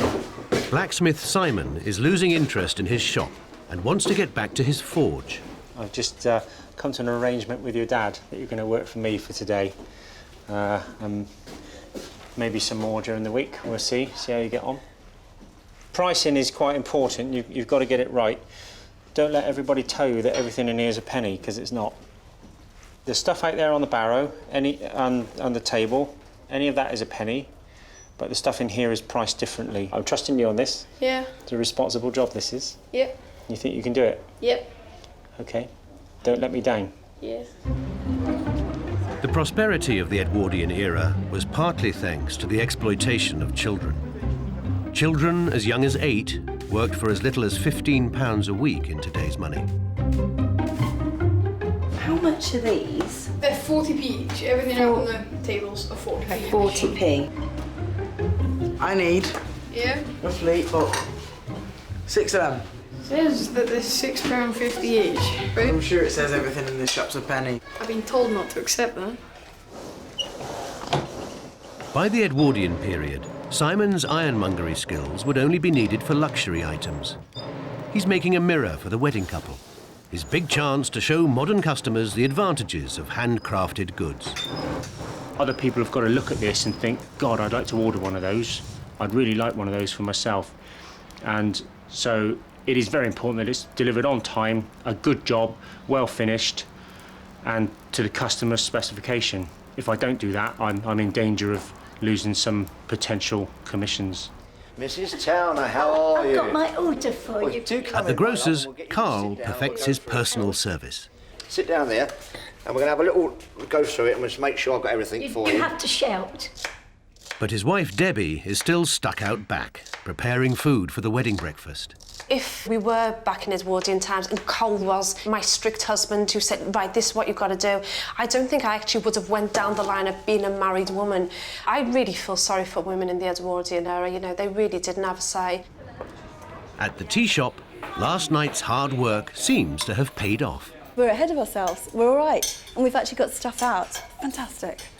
So even if we haven't got what they want, we can actually offer them something else, whereas yesterday we were literally down to cucumber sandwiches and bread and jam. And to help things run more smoothly, Nigel has agreed to wait tables. In terms of the etiquette, yeah, I'm aware that the men or the man didn't actually serve. But we'll see how it goes. What's important here is customer service. But just when they think they're getting on top of it, along come Tom and Juliet from the Chamber of Commerce. It's not normally the done thing in Edwardian times, but I'll take your order. I got a bit of a problem with Mr. Devlin and his etiquette, but it's a bit chatty. You obviously keep them under control. I wish. Good day, Mum. I'd like a pot of tea for one, and I'd like a plate of cucumber sandwiches, and then I think I'll have a couple of cakes. I think I'll have a slice of ginger cake. One pot of tea. I'm afraid we don't have any ginger cake at the moment. You don't have any ginger cake? Would you like to know what cakes we do have? Have you a lemon cake? No, I'm so sorry. We have bread and butter pudding cake. Perhaps I could have a word with Caroline, could I? Yes, of course. The role of historian Juliet is to make sure the shopkeepers are sticking to the rules of the era. And she's seeing some problems with the Edwardian tea shop. I was horrified when I came into the tea shop to see one of your waitresses wearing a dirty work apron in the shop. Might be fine for in the kitchen, that's okay. Never come into the shop with a dirty apron like that. I asked for some ginger cake, no lemon cake. You're not really fulfilling your menu. And then I was offered bread and butter pudding cake. Now, you're not a workman's cafe, you're a tea shop, you're a ladies' tea shop. Dainty is the word we're looking for here, not, rib-sticking fare. I don't want to see you, Nigel, in the tea shop. I just don't want you serving. This is women serving, and women serving quietly and daintily and very formally. You really must keep up standards in this Edwardian tea shop. A good business is about developing a rapport with their customers and actually making the customers feel they care about them and that they're interested in their lives. That is the 2010 way. This is a complete contradiction to that. Tom arrives at the penny bazaar with 2 bicycles for Simon to sell. He might struggle since they cost the equivalent of around £1,300 in today's money. Despite that, cycling was a highly popular Edwardian hobby, particularly for ladies. Rafe? Hi, Tom. Yeah, it's Simon here. Actually, he's doing some of his forgery orders in the forge, so... So you're manning the shop? Yeah, at the moment, yeah. Bit of pocket money? Well, long story, really. All right. Yeah. What? We're in a bit of debt with him because when we found out that we had to run the tea rooms, we had to have, china and that's quite expensive. Yeah. So we had no money, so I've got to kind of work it back in right. here. Okay. Well, I bought you a couple of bikes. Awesome. Whoa. I suppose you're lucky to have a bike with you. So that's what I am, lucky. While Tom checks in with Simon... Was he managing all right? Yeah, I think so, yeah. Rafe's unable to resist temptation.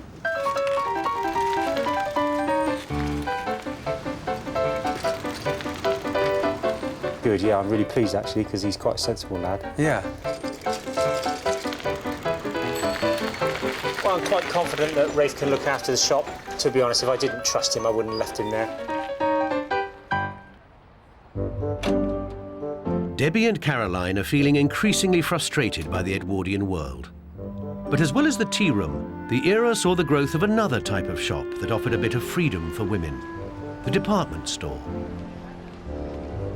At a time when the suffragettes were fighting for women to get the vote, Selfridges in London's West End was, surprisingly, selling all kinds of merchandise for the suffragette movement. As Debbie and Caroline are about to discover from the store's historian. You would have been able to buy any accessory or blouse or belt or waistcoat in all the movement colours here in the suffrage department. And the suffrage movement, I think, is very interesting in terms of the way that they used shopping as a method to empower themselves. Women, go out and buy. Don't ask your husband's permission. Go shopping for yourself. Girl power. Girl power was very important, but you did actually have to have the money to do it. They were a very powerful movement. And so here we have your boots for women, your own sash. Department stores broke social taboos, even selling products like lipstick, albeit discreetly under the counter. Ladies, hello. Would you like a sip of champagne while you're here? There is a little bit of guilt attached to this.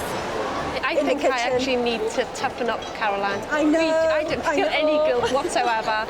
I could be here on a weekly basis, getting this done. and I would be just happy to spending Carl's money on this treatment. No guilt whatsoever.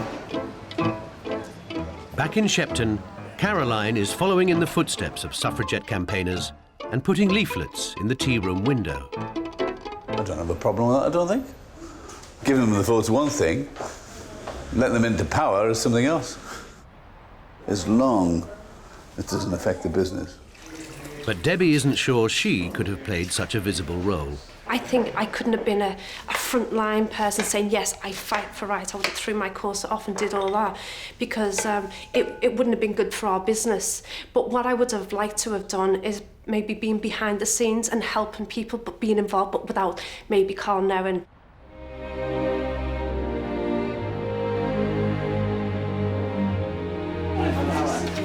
Everyone's settling into life on the Edwardian High Street.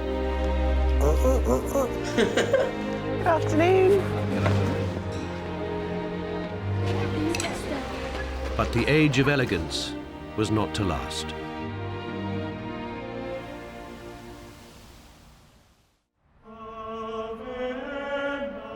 After the 4th of August 1914, nothing would be the same again. The First World War had begun. I've got a letter for you. To give a sense of the war's impact on the high street, the Chamber of Commerce has sent out call-up papers. Right. Whittingham. Yeah, that's me. It's your call-up papers. It bloody is as well. On the 4th of August 1914, war was declared and recruitment started without delay. 60,000 shop workers joined the war by 1915. 60,000? All the men should leave the high street, women and children, step up and do their bit. They're not really gonna kill you, bloody hell, cheer up. It was a bittersweet chance for women to prove their worth. The men have 30 minutes to assemble in the square. Bloody hell. Wow. We've got 30 minutes, boys. Jack shall leave too. Many boys under 18 tried to join up. Those that could pass for 18 found their way to the front. It is estimated that 120,000 British boy soldiers were killed or wounded during the Great War. Jack's not going. He's not going. Although the men are only going to spend time away from the street, it dawns on Caroline how it must have felt for women in her position. He's 15. No, it's quite odd. Because this would happen in our day, in the day of Edwardian times, this happened. People got an envelope like that and that's it, you went to go. Or you went to jail. But it happened. It did happen, but it's not happening to you, cheer up. Yeah, see, these lot don't kind of get it, but I do.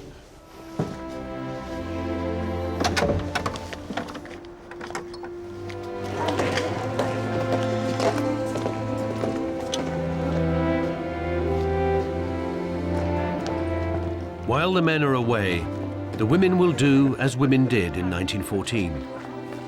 They'll stay behind and run their husband's shop. It took the war to give them the freedom they'd been fighting for. Right, let's have your attention, please. Let's not forget that people actually did this for real. Let's have a little bit of respect, and we're going to march out of here with dignity. Off we go.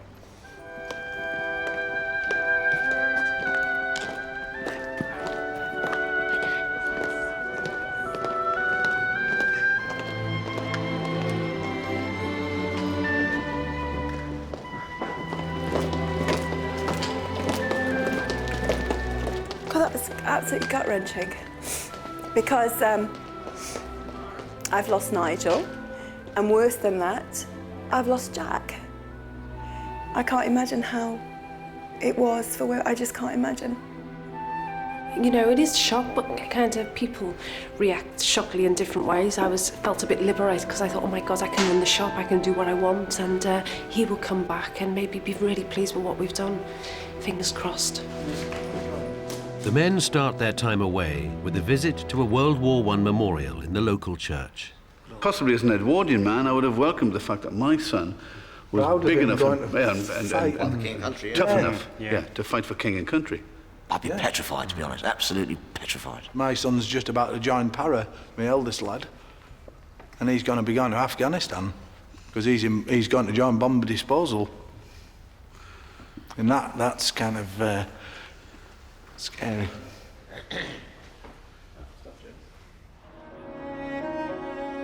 The war had an immediate effect on the home front too. Britain depended on imports for 60% of its food supply and 80% of its wheat. We've got no window display. They've taken all our stuff. What are we going to do, Mum? I don't know. The Chamber of Commerce have stripped the shops of stock to show the effect German submarines had in cutting food supplies. Well, there's nothing we can do. At the end of the day, there's not much to sell then. We'll be working out here more than we'll be serving. Guys, let's have a look, see what we've got. Oh, good Lord. For bakers, the wheat shortage became so severe they had to make bread with potatoes. Potatoes! It was challenging enough, actually, to think that I was going to have to manage without Nigel and Jack and just produce basic bread. That was going to be challenging enough. But actually, we're having to produce something that is pretty inedible anyway, and that's all we've got. Do you know how to light the oven? Yeah, I do.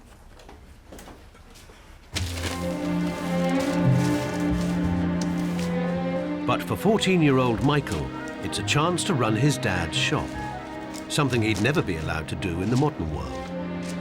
I'm happy that we got rid of the apprentices. No, I like the guys, they were good and they were good butchers, but they took my work away from me, and now the shop is going to be run my way, which isn't faffing around. We're going to get selling stuff. Yeah.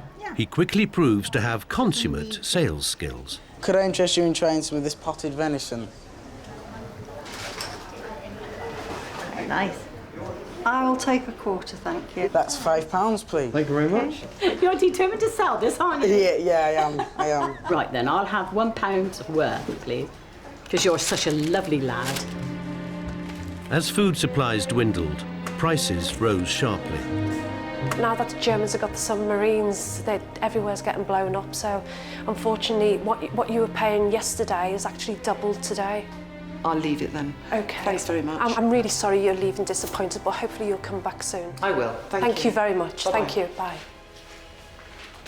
We are Edwardian grocers, and all this lovely service that we were given, service with a smile, had a lovely array of staff, and now people are just coming in and like, oh, I'm not going to bother. You know, I think Carl's going to come back and go, you were absolutely crap. It's one thing to know what happened, but actually see people living through, you know, with the men gone and having to cope and everything to do, and they've got such spirit. We've got an awful lot to learn from the past, I think. I'm going to leave you to the front, babe, and I'm just going to carry on out here. As well as running the shop, Debbie must still prepare 6 Edwardian delicacies for the wedding breakfast. She starts with calf's foot jelly. Seriously, I'm not happy with the colour of that, but it's out of my control. I just think it's actually maybe oxidised and just made it look a bit murky, but I don't know. Okay. At the baker's, Caroline relies on Rafe and a mechanical dough mixer to make the potato bread. Let's just see how we get on. Try, I tell you what, can you go in reverse? Can you go in reverse? I won't make any difference. Well, because half the stuff is... Right, keep going, keep going. Run. Ah! Do we get them all? Full of confidence after some quick sales, Michael decides it's time to finish off the boar's head. Decorating it with icing is the final stage. Icing is definitely one of my strengths.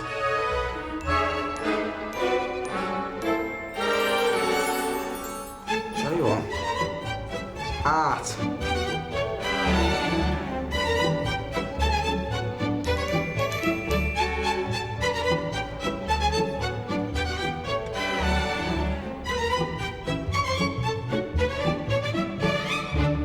Is this your presentation piece for the banqueting table? Supposed to be. The same banqueting table that I've worked really hard for, and it's going to be absolutely amazing. Yeah. It was like a dog's dinner, and I actually came in midway and I went, is that actually going to be the presentation on the table? And he went, yeah, and I went, I just don't think so. Now Debbie's got to salvage the centrepiece of the wedding banquet on top of everything else. Could you open the fridge for me, Caroline? Oh, OK. Do you know how to open it? You literally have to... I'll pull for you because it's very stiff. Thank you. The pressure of the day finally gets to her. I'm just absolutely exhausted, and I've been crying, I've been laughing, and I'm probably going to get really upset. You know, this is our history, and this is what really happened. But there was many grocers' wives out there. They had maybe 4 years of, you know, this hard slog, and I'm really struggling now. And I think that's what it is.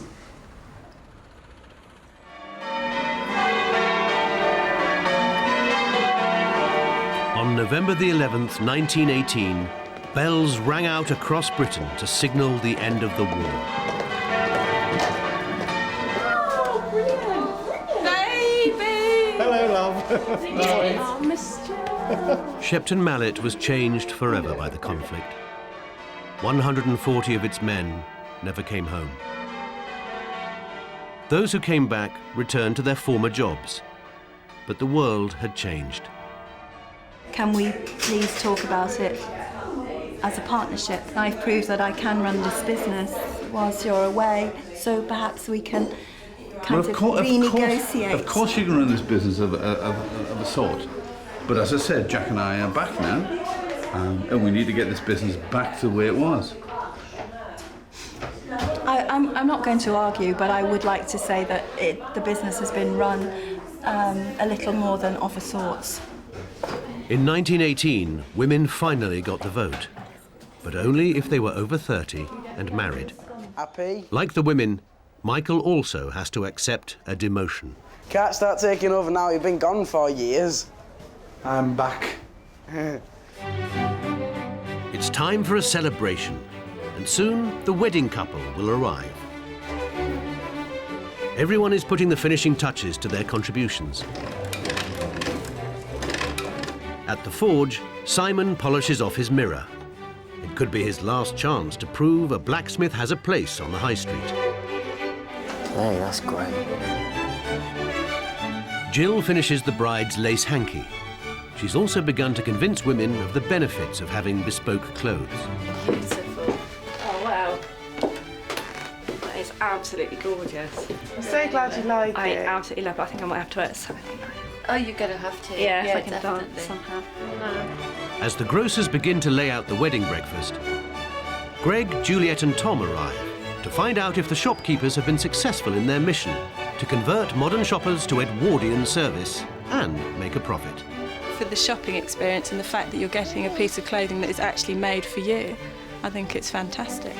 Only very wealthy people tend to have their clothes made for them. I think the day of the handmade clothes for everybody has been and gone. One's in one table and one's on the other.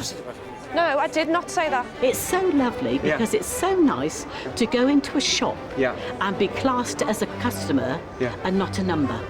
It's brought Shepton Mallet back to what it used to be years ago. Good morning.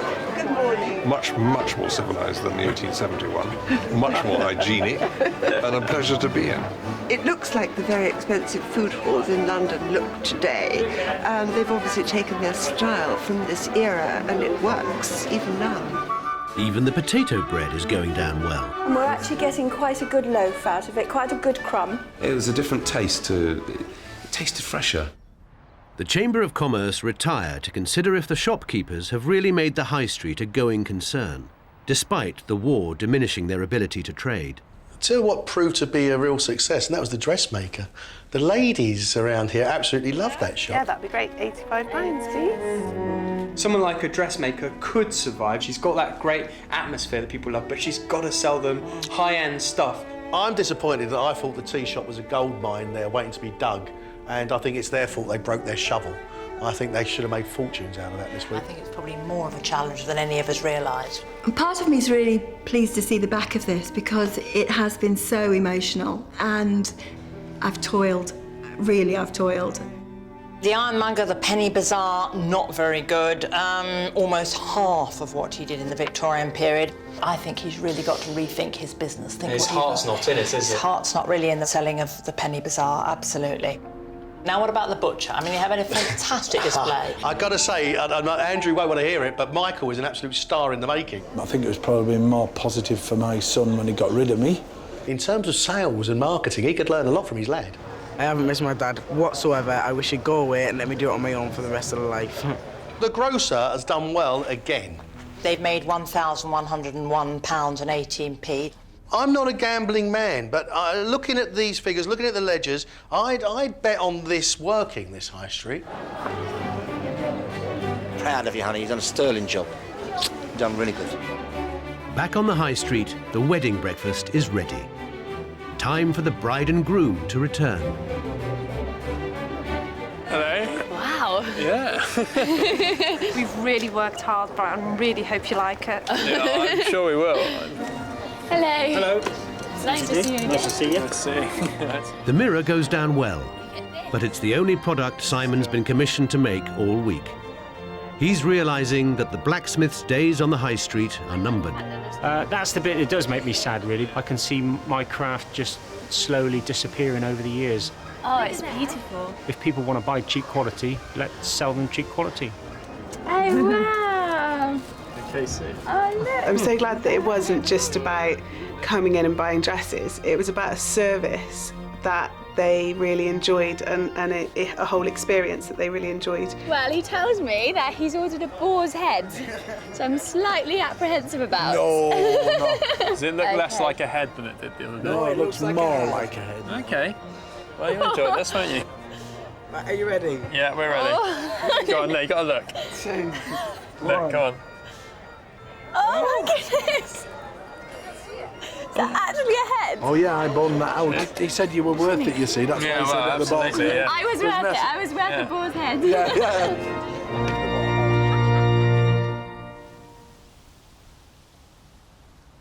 You've completed the second week, and what we wanted to see is whether you could deliver outstanding customer service to give your customers a sense of the showmanship and the display of the era.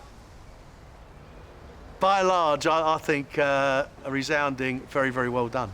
Michael, you are an absolute star in the making, young man. Oh, of course I am. I'm well better than him. Look, in one day, I took more money than we took all week, which means that he was just kind of holding me back, honey. If we were going to give medals out, Debbie, outstanding.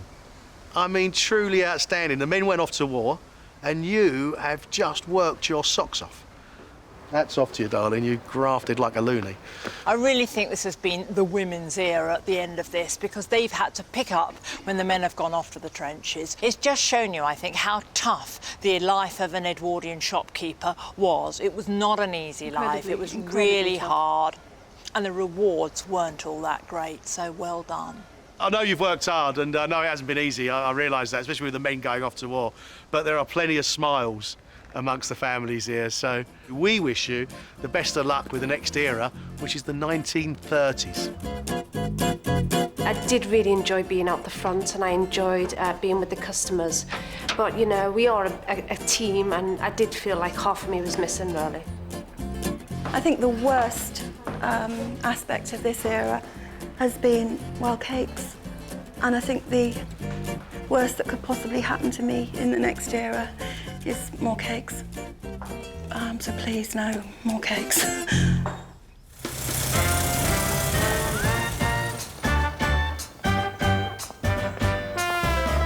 These 21st century traders have been kitted out for the 1930s. I've got no idea what's going to happen. I've got no knowledge of the 30s at all.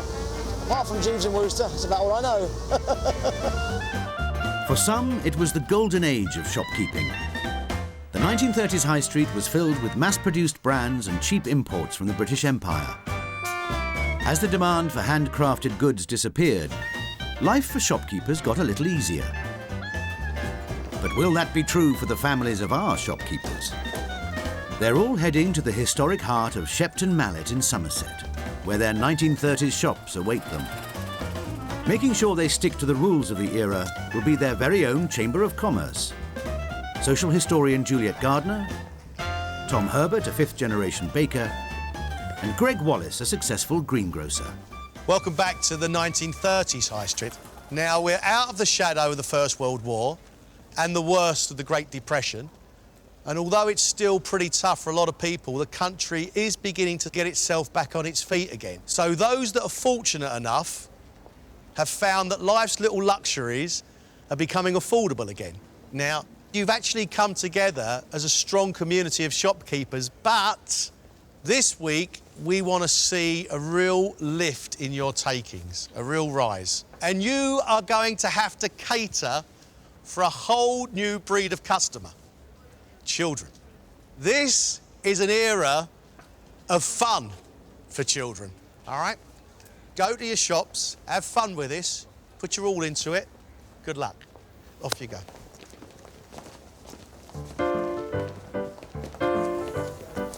The biggest change to the grocery store awaits the Surgeson family in their stockroom. It's stacked floor to ceiling with boxes of well-known brands. We got Maltesers! Oh my god! And Cadbury's Roses! And licorice all sorts! Oh wow! The 1930s saw a boom in confectionery thanks to a glut of cheap sugar arriving from Britain's colonies. Oh my god. Quality Streets! Do you know what? I'm so glad I'm not wearing a corset, otherwise I won't be able to eat anything. Most of the chocolate bars sold today were invented between the wars. Among them Aero, Crunchy and Smarties. Now, of course, they're going to have so many packaged goods, and also their packages, they're brand names that people recognise, aren't they? Oh my god, we've got HP! I could pee my pants, I'm so excited. Oh, I could, I'm so excited. They're really proud of themselves, their sales so far. Yeah. I think they could really now come into their own. They could rock it. And now, of course, they're going to have so many packaged goods, they're going to have to do far less sort of bagging up of sugar and biscuits and all that sort of stuff. The Devlin family are hoping for an easier time too. In the Edwardian era, they struggled to combine baking bread with running a formal tea room. Caroline, a gourmet bread maker in the 21st century, had to bake a product she knows little about. Please, no more cakes. Oh no! That's not bad. Oh God. Why didn't the Chamber of Commerce tell us? You know why, don't you? They thought I'd go running from the square. In the 30s, people in work did have more disposable income, and so they were prepared not just to spend on the necessities, but a few luxuries. And, of course, what's a finer luxury than cake? We've expected great things from them, and I'm not sure they have quite delivered yet. They've always found it tough. Now, they think it's a question of technology. In the 30s, they've got a better mixer, electric oven, and a bread slicer. I don't believe it, boys! Oh, wow, look at that. All of a sudden, Chuck, I just feel so much better. It's Got electric. electricity. Oh my gosh. We can produce anything now. Yeah. Oh God. Okay? All of a sudden, all of my concerns are lifted. The butchers, too, are about to benefit from the way technology was transforming the high street. One of their problems before was keeping the meat fresh. Now at least they've got refrigeration, but most people didn't have refrigeration in their homes in the 30s, but it was coming into commercial premises. Andrew Sharp, a butcher by trade for 30 years, quickly feels at home in his new shop. We know what we're doing, don't we, lad? The challenge this era is actually specifically about making money, whereas the others, it was kind of a byproduct. Yeah. This one is solely about making money. During the Edwardian era, 14-year-old Michael was left in charge of his father's shop and discovered a passion for making a profit. In one day, I took more money than we took all week. And it looks like Michael's luck is in. In the 1930s, frozen imports meant meat with every meal was more affordable for all, especially a modern-day favourite, beef. When they've got an item that everybody knows and loves, a beef, they should clean up. If they can't make money in the 30s, let's face it, they never can. Simon Grant Jones doesn't yet know what kind of shop he'll be running. In the Victorian era, he ran an ironmonger's and made stock for it himself. A blacksmith in the 21st century, he proved his skills once had a place right in the heart of the high street. But by the early 20th century, there was already less call for his craft. His business was basically an Edwardian pound shop.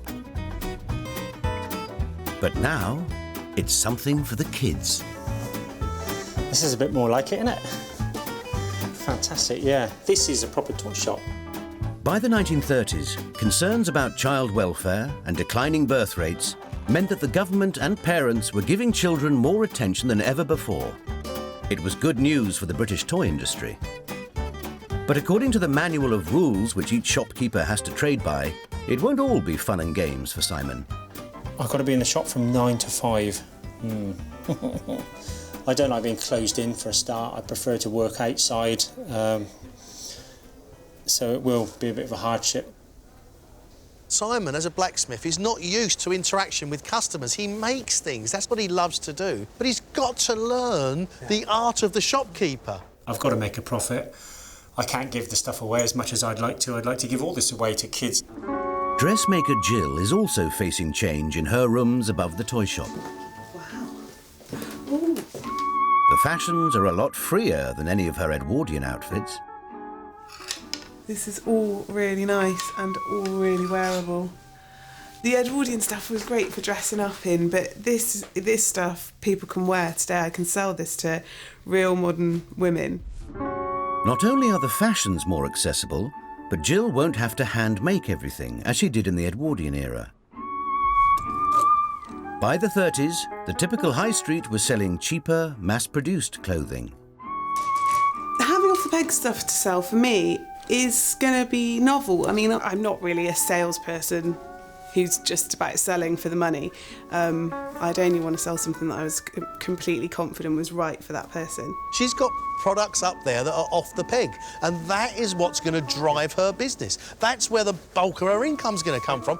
But for Jill, who's a dressmaker at heart, there's a welcome bit of kit. Oh, there's a sewing machine. Excellent. Oh, what a relief. Oh, fantastic. Now I've got an electric machine, I can make proper dresses. The shopkeepers have a lot to do before the shops open.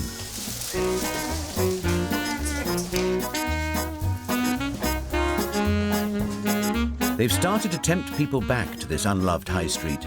But can they now make their shops even more profitable by upping sales? I don't like the Maltesers there. I think the milk tray looked better there. They've got to work hard this week, for sure, but there has never been a better opportunity to bring this high street back to life. The emphasis on good service is still important. That didn't sound very good. That didn't sound very good. That sounded like something blowing. Something's gone. 3 elements blown. In fact, 1/2 of the oven is now kaput. So we're cooking 1/2? We can't even do that. No. You won't reach the temperature. Oh, great start. Fantastic start. I feel another late night coming on. 1930s technology has let them down. There is no guarantee, given the situation we find ourselves in, that we're going to have any products to sell for 9 o'clock tomorrow morning. Yet again, we're on the back foot. Unlike the Devlins, the other traders can relax, knowing they've got ready-to-sell stock in their shops. We'll do exceptionally well on, with what we've got to sell. The customer experience is going to be a lot better because we've really got things they're going to want. When I first walked in, as soon as we started to see the sweets and chocolate, I fell in love. So it was really good. I just love everything about the 30s so far.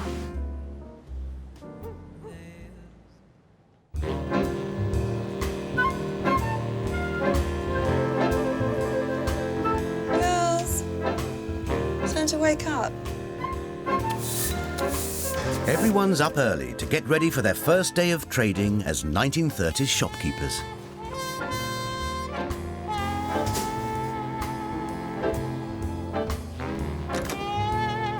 At the butcher's, they've got to turn a dead cow into saleable cuts. Andrew is keen to give customers an authentic taste of the 30s. We are going to cut it up in a manner that would be more accustomed to those days, which will make it harder to sell, but more realistic. No, just... Michael. Cut it how you normally would, because then we can sell more. No, we can. As soon as all the challenge is to make money, it seems stupid to do that.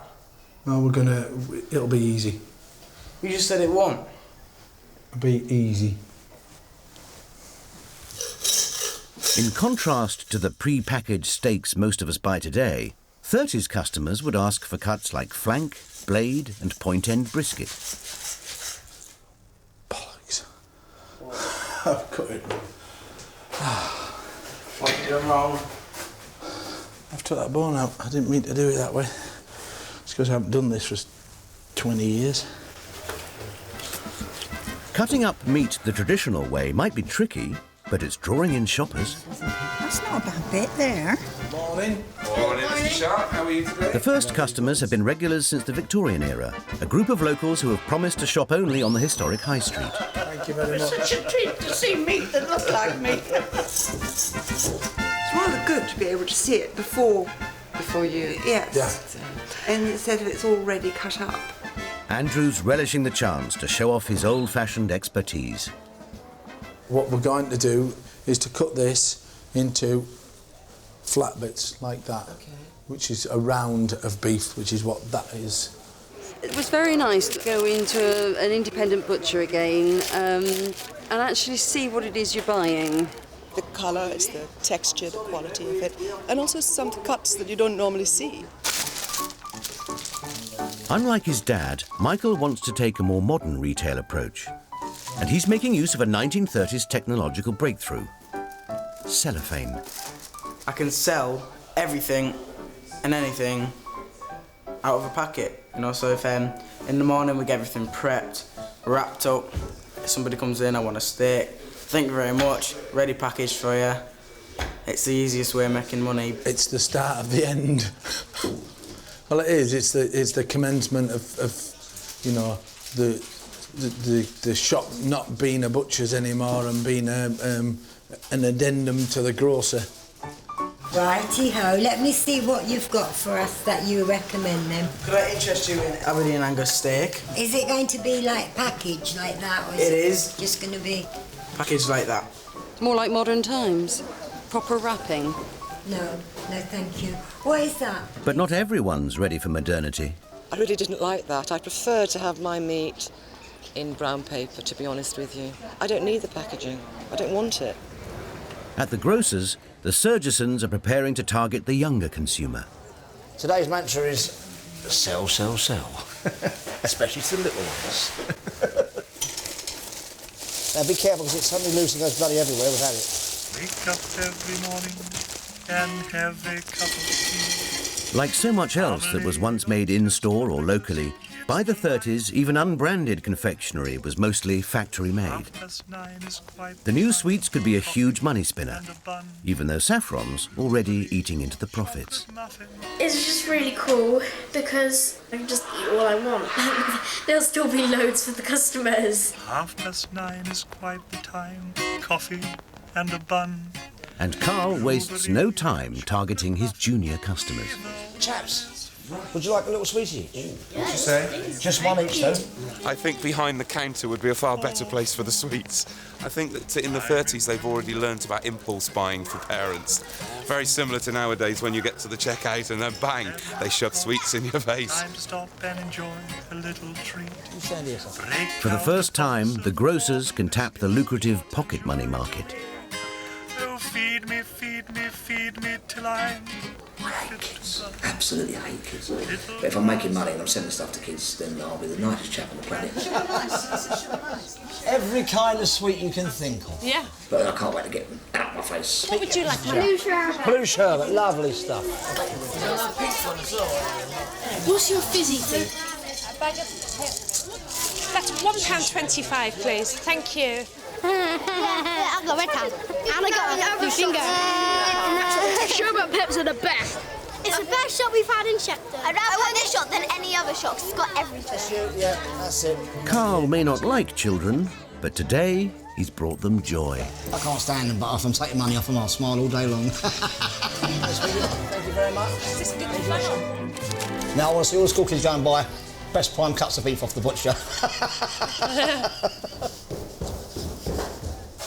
Right, so do you all eat meat at home, yeah? What's your favourite meat to eat? McDonald's. Right. The butcher's may not be a hit, but there is one other store which should be an obvious magnet for children. Yes, great. I love them. But it remains to be seen whether, in the age of computers, there are any customers for traditional toys. What if I said to you, give up all your modern-day toys for a week and play with these? I'd feel quite happy for like try something new out. How would you think, Mum, that they'd get on without their modern-day toys? I think it's going to be a struggle to keep them entertained, and I'm not sure Comey's going to react very well either, because he's, I think, physically attached to his DS at the moment. And Simon isn't exactly giving his stock the hard sell. I love this. I could stay here all day. Oh, I love those. They're brilliant. They're one of my favourite toys, they are. Even when the after-school crowd arrives, Simon seems more interested in being one of the kids than he is in making money from them. That's really pretty. Whoa. Simple, isn't it? Sometimes feel as if I ought to give the kids the toys because I really want them to have them. And when they haven't quite got enough money to buy the toys, it's quite upsetting for me, actually, because I really want them to have it. Definitely better than today's toy shops. Yeah, people tell you about these things, but you've never actually seen them, so you don't know what they're like yet. I like the fact that he just flips over so easily. I wish I could be in olden days. But customers are less impressed with the bakers. Do you have actually bread? We don't have any bread. Have you any bread? We don't have bread, no, not at the moment. A nuisance I've got to come back tomorrow for the bread. You know, I've got to go to work. I suppose people didn't have to, did they? Their oven is still not working, and there's another obstacle they have to overcome. Their big money spinner should be cakes, but Caroline loathes making them. I came in here actually hating cake making. I mean, with a vengeance. You know, if you said that was the only thing I could do other than, I don't know, kind of, fight crocodiles or something, I'd probably have more of a go about fighting crocodiles than making cakes. So the Chamber of Commerce have sent her to learn the art of 1930s cake making at a country house hotel. Her teacher will be pastry chef Jason Hornbuckle. Hello there, nice Hi, to meet you. and to you. You all right? Welcome. Thank you. Okay, so we're going to make some cakes today. Excited? Very. Good. I feel so nervous that actually my stomach is kind of up here at the minute. It's about lack of confidence that I don't like making cakes. It's because it's out of my comfort zone. I just want to make sure that I don't cook this up. You're not, that's any lovely. kind of way That's that... looking fantastic. I think the thing is, if you're stressing too much about the cakes, I think that's the problem. You just got to relax and enjoy it. And I think if you enjoy it, your cakes are going to be better. It's funny, people say that, but it's true. By the 1930s, Britain's consumption of sugar and butter was up almost 50% on the Edwardian era. Yet home baking was in decline. It was high street bakers like the Devlins who now filled our cake holes. Oh, that's fantastic. Oh, gosh, look. And how easy is that? It's easy, actually, and you're right. It's about confidence, and I do feel so much more confident. There we go, you see? And it does feel good, and I do feel more relaxed. Great. Just amazing. Absolutely amazing. Caroline returns home not just with new skills, but something the bakery can sell until the bread oven is fixed. Look what I made. Oh, very good. Are you... Ooh, hey, look. Oh, right. They look kind of nice. From scratch. Did you? Isn't that Yeah. It was amazing. Yeah, good. Yeah, quite nice. Yeah, but I never thought I could make that. No, did I, Josh? I know. I know. Well done. Fab. At the dressmakers, Jill has been commissioned to make a dress from scratch. I'm making Harriet a summer dress out of this pink cotton with the little turquoise flowers on it. It's very nice to be making my first dress of the era. It's like coming home, doing something bespoke. Oh, it's so enjoyable, isn't it? You just sit here and somebody takes your measurements and it fits you. And you know it's unique. Nobody else is going to have that dress.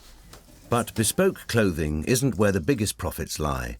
Jill should be maximising her takings by selling off-the-peg stock. Any takers? Oh, I don't know. I'll have to have a little think. Okay. But if there's anything you want me to put to one side, I'd be very happy to do it for you. Have a little think, it will still be here tomorrow. Don't like doing the hard sell thing. I think if people want stuff, especially one-off stuff, then they'll have it. And they don't need to be talked into it because it speaks for itself, it sells itself. Jill has rapidly reverted to what she knows best. I'm taking commissions this week as well for bespoke dresses, so if there's nothing on the rack that you particularly like, then I could make you something. I would quite like one. I do go to a lot of young farmers' balls and it'd be nice to have something that no one else would have. If it's fitted here, just here, that's okay, and then flowing after that, if you know what I mean. Cool. Yeah, I think that'd be perfect. The luxury of having something made just for me, that's something that I've never got to do before, so I can't wait, and I know I'll treasure it and keep it forever and all that, so I can't wait. At the baker's, there's finally a product for sale. I think it's going very well, actually. The people are really pleased to see the variety of cakes, and I don't think one person's left without a cake, which is, it's a money spinner there. Oh, that is glorious. That really is nice. You can really taste the spice in that. And there's more good news. The oven is now working. We still need to play around a little bit with the temperatures because we don't have a thermometer. But yes, it's an awful lot easier. An awful lot easier. So they can get on with baking bread. Once we get the bread and people get to know that the bread is back, we're on course to make more money this week.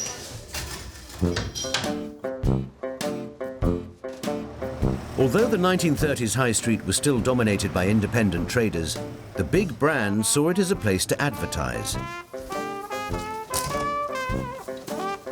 The Chamber of Commerce have sent packaging historian Robert Opie to teach the shopkeepers the art of the hard sell. What goodies have you got? Well, lots of wonderful things. Promotional material. Hey, look. Point of sale material. So big. Things to get your public excited, your customers engaged with the things that you've now started to sell. Carl spots another chance to take money from the pockets of junior customers. Yes. If you put this in your window, all the children will come in to get their free sunny gym masks, and hopefully you'll sell a packet every time. Well, obviously this was definitely aimed at the children, so that as they come along the street with mummy and daddy, they see this in the window and go, I want one, I want one, I want one, I want one. Even in the 30s there was pester power. As Robert Opie delivers posters to all the shops, the high street is about to embrace the art of advertising like never before. The butchers start a leafleting campaign. Aberdeen Angus beef that's been home for 3 weeks. No speak English. Ah. I'm from Bulgaria. OK, thank you. But the grocers are thinking bigger. Do you know what? I think over there it'll just fit it, you know. It's probably the perfect size. Should we On go the and have a butcher's go? wall? Yeah. Yeah, right, I'll take I'm it. sure Andrew will be happy with that. Debbie's so sure she doesn't actually ask the butchers first. That's interesting. I feel a rental issue coming on here. It definitely stands out. I think we're going to run out of sardines tomorrow, Harry. Well done. The only thing that's going to stop me taking that down is if they let me put a flyer in every corner of their window and on their door. Hello, Mrs. Surgison. So what we'll do, right, we'll have 4 of these in your window. OK. And if they're in a ridiculous place, I'll come back and change it. Yeah? OK. Thank you. Have a good day. But Debbie doesn't keep her side of the bargain. Only one flyer appears in the window. It's going to go mental, isn't it? 8. I'm not best pleased about that, since from the beginning we've always had rivalry with the grocers. They got it easy, they don't have to prepare anything. They walk into the shop every year and ta-da, everything's on a shelf, priceless. There you go, I'll have a bag of flour, there, it's a £5. It's easy life being a grocer. It's like shelling peas, isn't it? Like shelling peas, aye.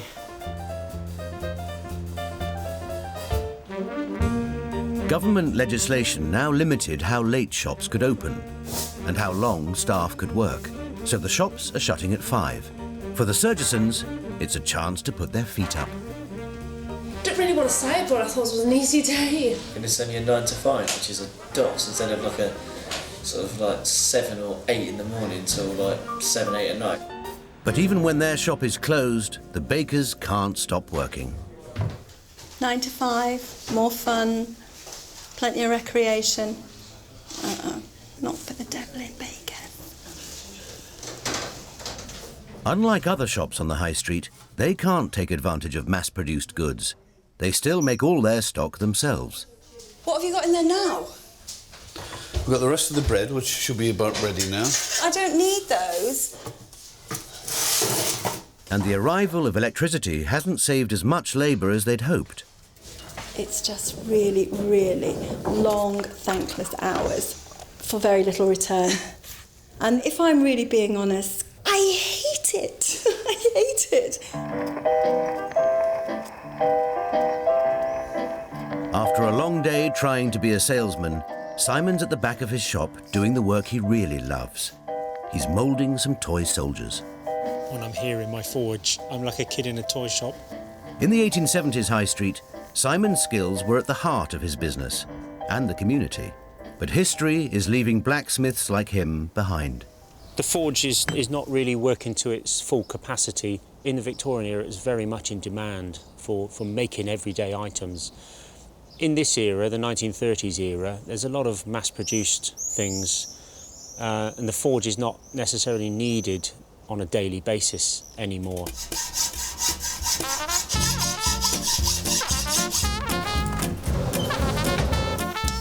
In an attempt to prove that his craft still has a place, he knocks up one of the most traditional of toys.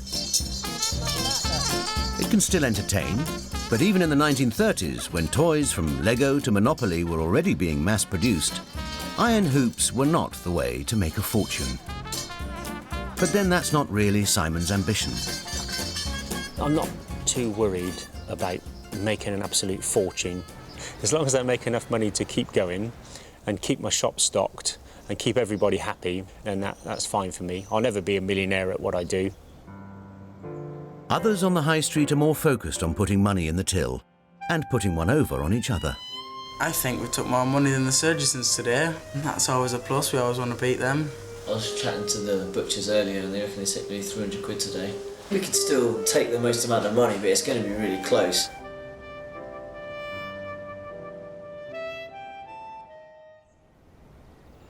Oh, come on, Simon, don't break it.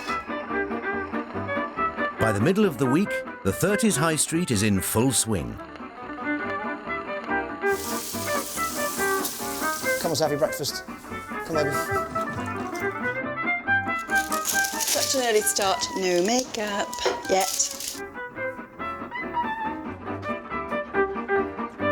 The butchers, with their new cuts of beef, is proving particularly popular. Michael's determined to prove his skills as a salesman. Well, this is a top side. Oh, right. Yeah. It's a gorgeous roast. So roast it normal way? Not too much. Don't overdo it because it'll be horrible. Though sometimes wisdom does come with age. No, that's silver side. And whereas normally they'd say like 20 minutes a pound, this probably needs quite a bit longer. Because silver side's got a lovely flavour, but it is very dry if you don't do it properly. Oh, how wrong can you be? And very tough if you don't cook it long enough. At the Devlin store, one of their key ranges is definitely outselling the other. It's interesting. We're selling very little bread at the moment. I haven't had to bake during the day. It's unusual. I think the emphasis is now on cake production. Jack, you need to be out here. Sort out this bit here. This is your area. Sort it out. The 30s saw less work and more play for most kids. But interwar laws preventing children working didn't extend to family businesses. So, just as in previous eras, even 8-year-old Chloe is mucking in. Chloe, come and do this with Dad. Given the fact that all the girls and the boys are contributing to this, it's working really well. Can you get 2 bowls? Get 2 bowls. Wash your hands. Get 2 bowls. I'm just ignoring you, Rafe, when you're like this.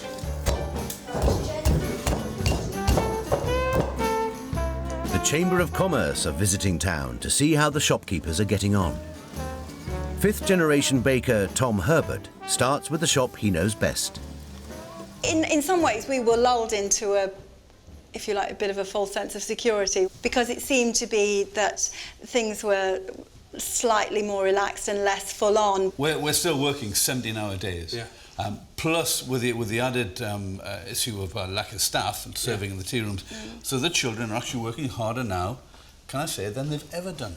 How do you feel about that? We feel extremely disappointed that life for other children was better, but life for our own children was significantly worse. My grandfather, you know, during this era, all you hear about is them working in the bakery, and the highlights are kind of doing deliveries on the horse and car, that kind of thing. You know, it's all work. I guess you're just living proof of that.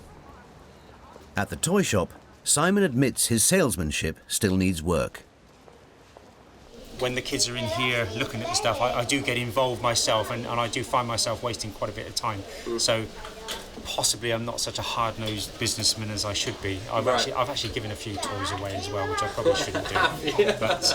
Well, we'll bear that in mind when we look at your books, that some things were given away. Let's face it, he's not really being a salesman. I see Simon standing there, you know, with his thumbs in his overalls, smiling benignly at people. Fine, but that's not being a shopkeeper, and that's what he's got to do. The Chamber of Commerce also has a major change in trading laws to announce. In the 1930s, the law decreed that you must take a day off every week. So tomorrow, Sunday, there is no work for any of you. Yes. Just look at the children. You're going to have a day off tomorrow. Yes, going to have a day off. Not everyone is happy about this government interference. I don't want a day off. I just want to sell all of this beast, maybe order some more and sell that. Meanwhile, in the advertising war, Debbie the grocer's wife is resorting to underhand tactics. We've got the butcher's flyer here, and the beef is absolutely amazing. Oh, yeah. But if you take that flyer over there, you're sure to get a discount as well. Okay. That's for me. 617.80. Thank you. There you go. Thank you. Let them know I sent you over. I will do. Thank you. Thanks so much. Have a good day. Bye-bye. Bye-bye. We've just been come over from the grocery shop, and she said if I produce this leaflet, you're going to give me a nice discount on some steak. Did she really say that? She did really say that. She did. We'd get a discount.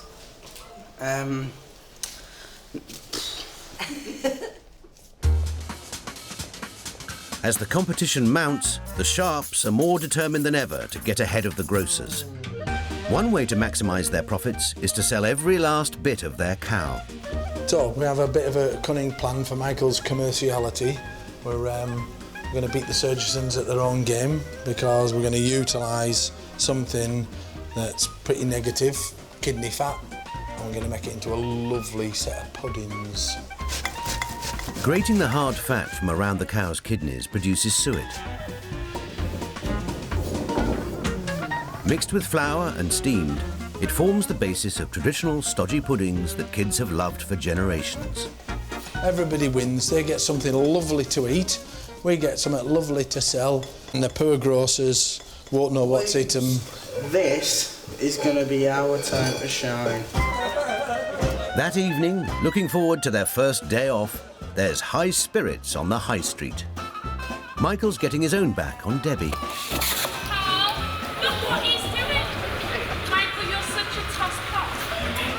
I honestly don't know where he gets it from.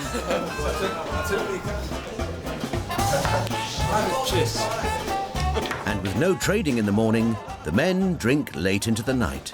Oh, very good. Snookered. Oh, you little rascal.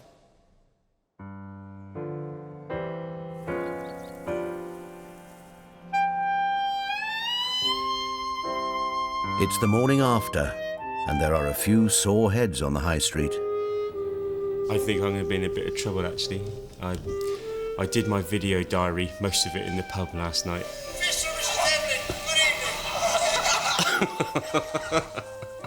It wasn't me, it was my twin brother. It's amazing how alike we are. I'm the quiet one and he's just a little bit less quiet. Carl takes advantage of the calm and sneaks out to change the poster. But look, the sign's done. It's perfect. Very good. Who did that? 50% off all orders. There's news about their day off from the Chamber of Commerce. What's this? A greetings telegram. Have a telegram, chaps.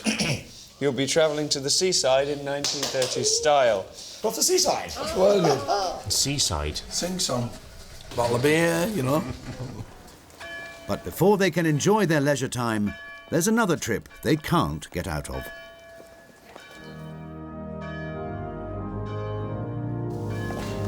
Church attendance in the 1930s was double what it is today. Well, actually, it's a bit of a chance for a sit down and, yeah, a bit of time off. And the blessing of All our shopkeepers are present and correct, with one exception. The law banning Sunday trading allowed shops to open if they sold daily necessities, such as milk, fruit and veg, something Carl wants to take advantage of. It's really cool, and I think it's really groovy is the butchers can't open, and I can, so I've got an extra few hours trading before I go to the beach. So whilst they're praying and singing to God, I shall be taking God's good money. Thank you very much. Knowing that the butchers have sold so much beef in this era, Carl sees an opportunity to cash in. And what about some of my lovely horseradish? I only want one of those. Yeah, well, I think one's enough. Yeah, one's enough. Can I tempt you to buy one? Thank you, sweetheart. That's fabulous. Thank you very much. You take care. Sold a lot. Butcher's closed. I'm happy. I've taken my dosh. He's at church. Happy days. With the church service over and most shops closed, there's still no rest for those making goods by hand. I'm very busy today. I need to go back to my workshop and finish a couple of dresses, so I'm not going to be joining everybody else at the seaside, I'm afraid. We're under real pressure to produce for tomorrow, and consequently my good wife won't be joining us either. I get to go to the seaside. I can't go out and play today. At least for the kids, for the first time this week, life is going to be a picnic. What are you looking forward to at the seaside? Splashing. Splashing.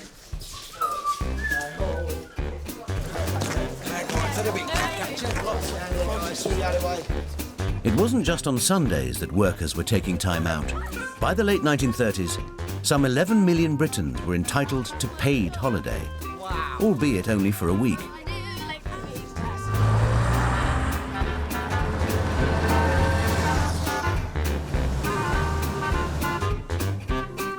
Like our shopkeepers, often whole workplaces would down tools the same week and head off together.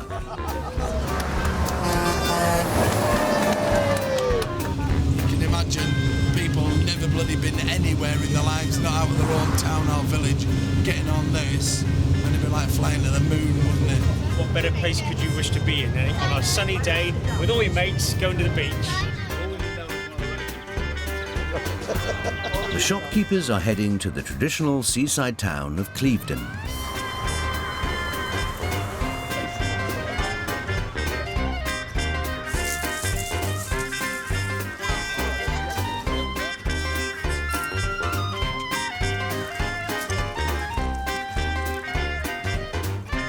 Cheers, old boy. That's nice. Some of the traders are understandably shell-shocked to be beside the sea. After all, they haven't had a day off since the 1870s. It seems really strange to be doing nothing.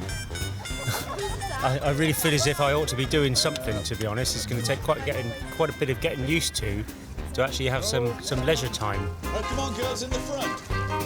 As more of Britain took a holiday, more people wanted to take holiday snaps. Right, a bit tighter in together. An early form of plastic, Bakelite, was used to make cameras cheap enough for ordinary people to afford. Cheers! Yeah, it's a go, yeah. But not everyone is in the picture. I had quite a productive day. Long, but productive. And not over yet. Jill is still at work on the same 3 dresses she's been making all week. It is labour intensive, really labour intensive. That's why I work such long hours, because you take the commissions when you can get them, and then they've just got to be finished. I've got something here for you. Wow, have we got swimwear? Yay! Swimwear. This is horrible. I don't appear to have one. Oh, Name's on. here's mine. This is something. This is impossible. How are you going to put them on? You will never ever live that down, John. Keep on straight. Yeah. Oh, yeah. It's itchy and it's tight and it's so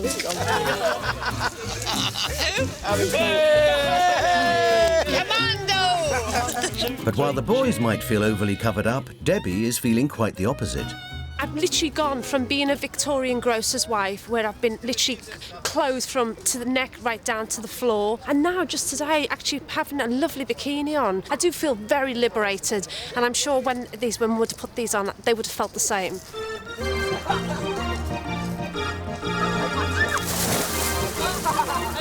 Go on, Riff, go for it!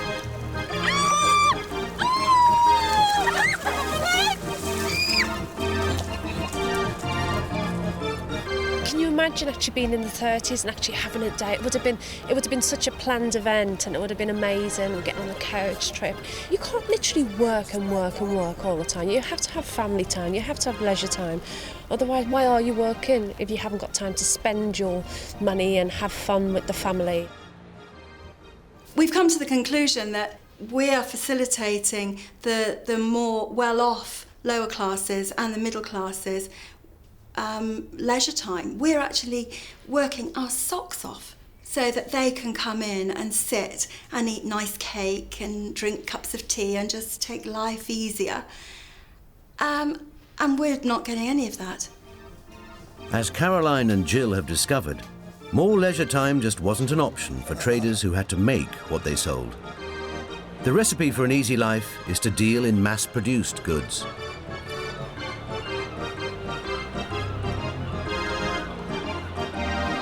So it's been a grand day out for those who could afford to take it.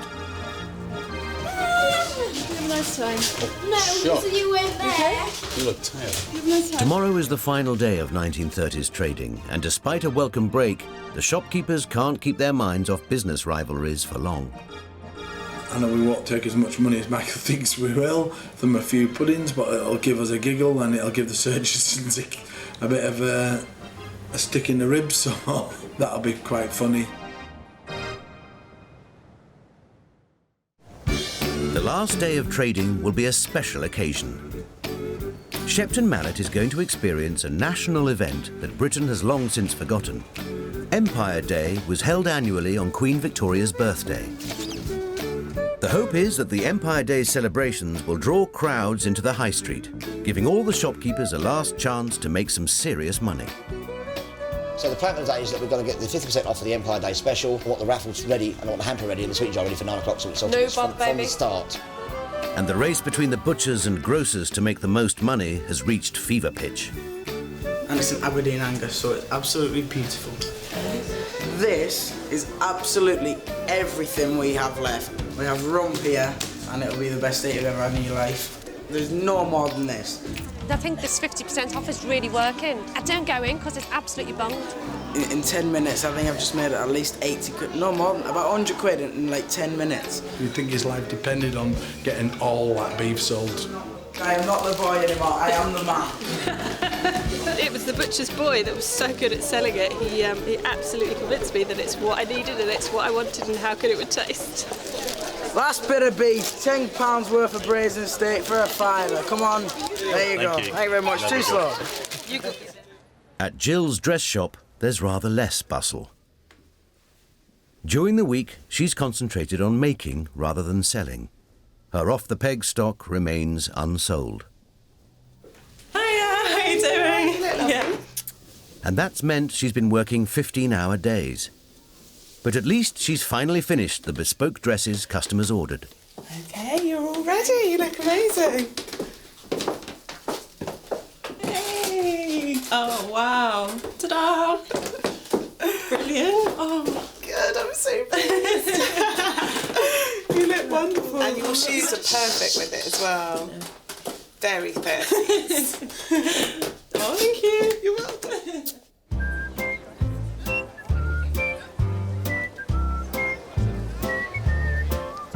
Children celebrated Empire Day by dressing up as figures from British myth and history. With so many young customers in town, it's no surprise that Simon's toy shop is packed. This is really to commemorate Empire Day. I've made these in the forge, and they're little skittle soldiers. So I've cast these. Oh, they're beautiful. I'll keep them for my whole life. You've got to share it with your brother as well, though. Yeah. Do you think you can swap it for his DS? And for the first time all week, Simon's giving it the hard sell too. To attract custom to his store, he's arranged for a giant outdoor display of some of the 1930s most popular toys. I think this is a fantastic example of British ingenuity. Fantastic, anyway, especially for kids. The bakers are also targeting the young consumer. Yeah. We're going to overdose all the little darlings on jammy, icy, glacé cherry ridden kind of. It's just going to be sugar heaven, isn't it? Wow. And even the butcher has something for the kids. Ready for the good children of Shepton Mallet, the big ones and the little ones.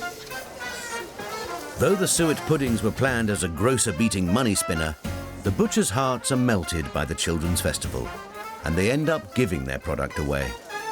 Right, who's for suet pudding, Cumberland pudding, jam roly-poly? Put your hand up. It tastes a bit like Christmas pudding in a way, and it is really, really, really nice. It didn't taste like there was any meat in the one that we just had. What is suet? It's just fat, basically. What fat? Well, it's fat that's around the kidney, so it's really hard, but it's not always from the kidney, so you can shell out. So there's meat in my pudding? Yeah, there is. That's the idea. You knew we'd get away with that, didn't we? We're not confectioners, we are butchers. There's got to be some meat in there. Yeah, forgot. Did you like it? I love it. Exactly. With the party in full swing, the Chamber of Commerce have come to judge the performance of the 1930s High Street. Ta-da, St George! Is your mummy a dragon? Follow me.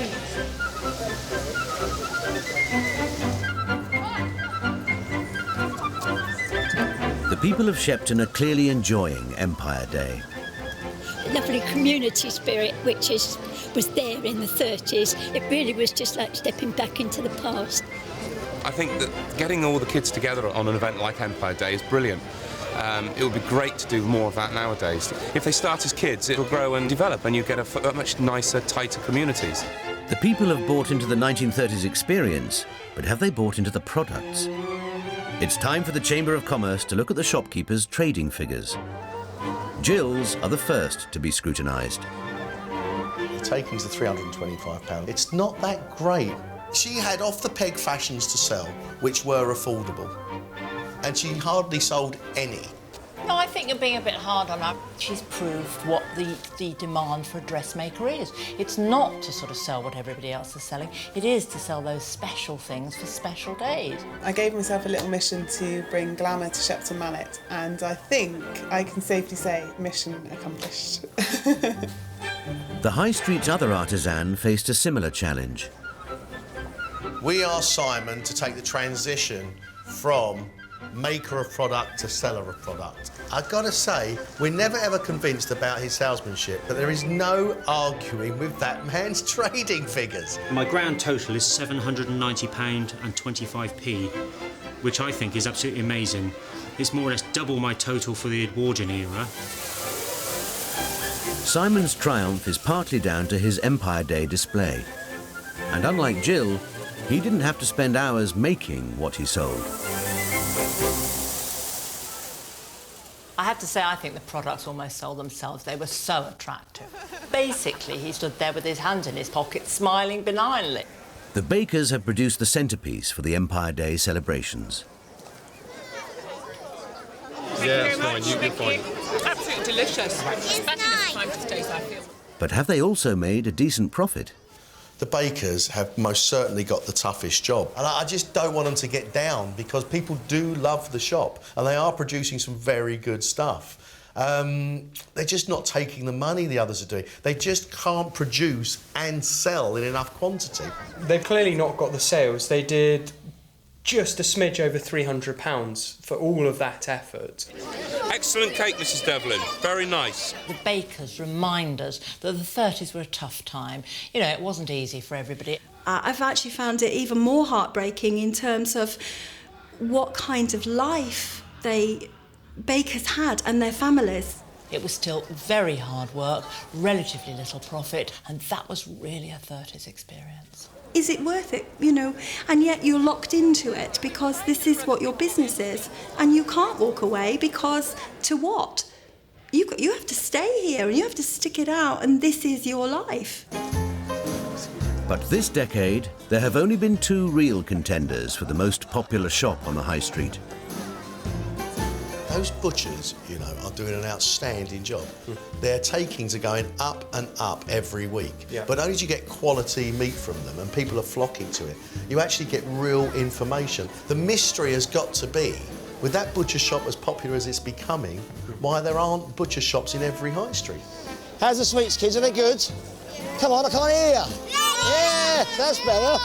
Thank you very much, very kind. Now I'm going for a pint. The grocers are just having an armchair ride because they've now got produce on their shelves that people recognise. They've got kids here. We've got a shop stacked full of sweets as well. And, of course, because a lot of the stuff's pre-packaged, it's so much quicker.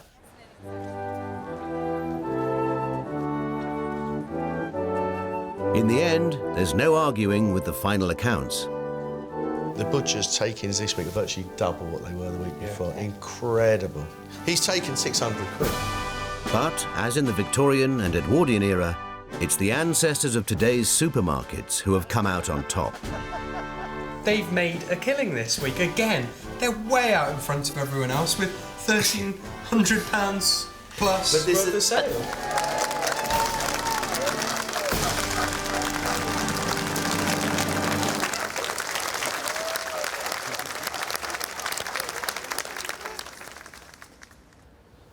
Ladies and gentlemen, you've now completed your 3rd week, and really we wanted to see if you could make the people of this town fall in love with the 1930s shopping experience.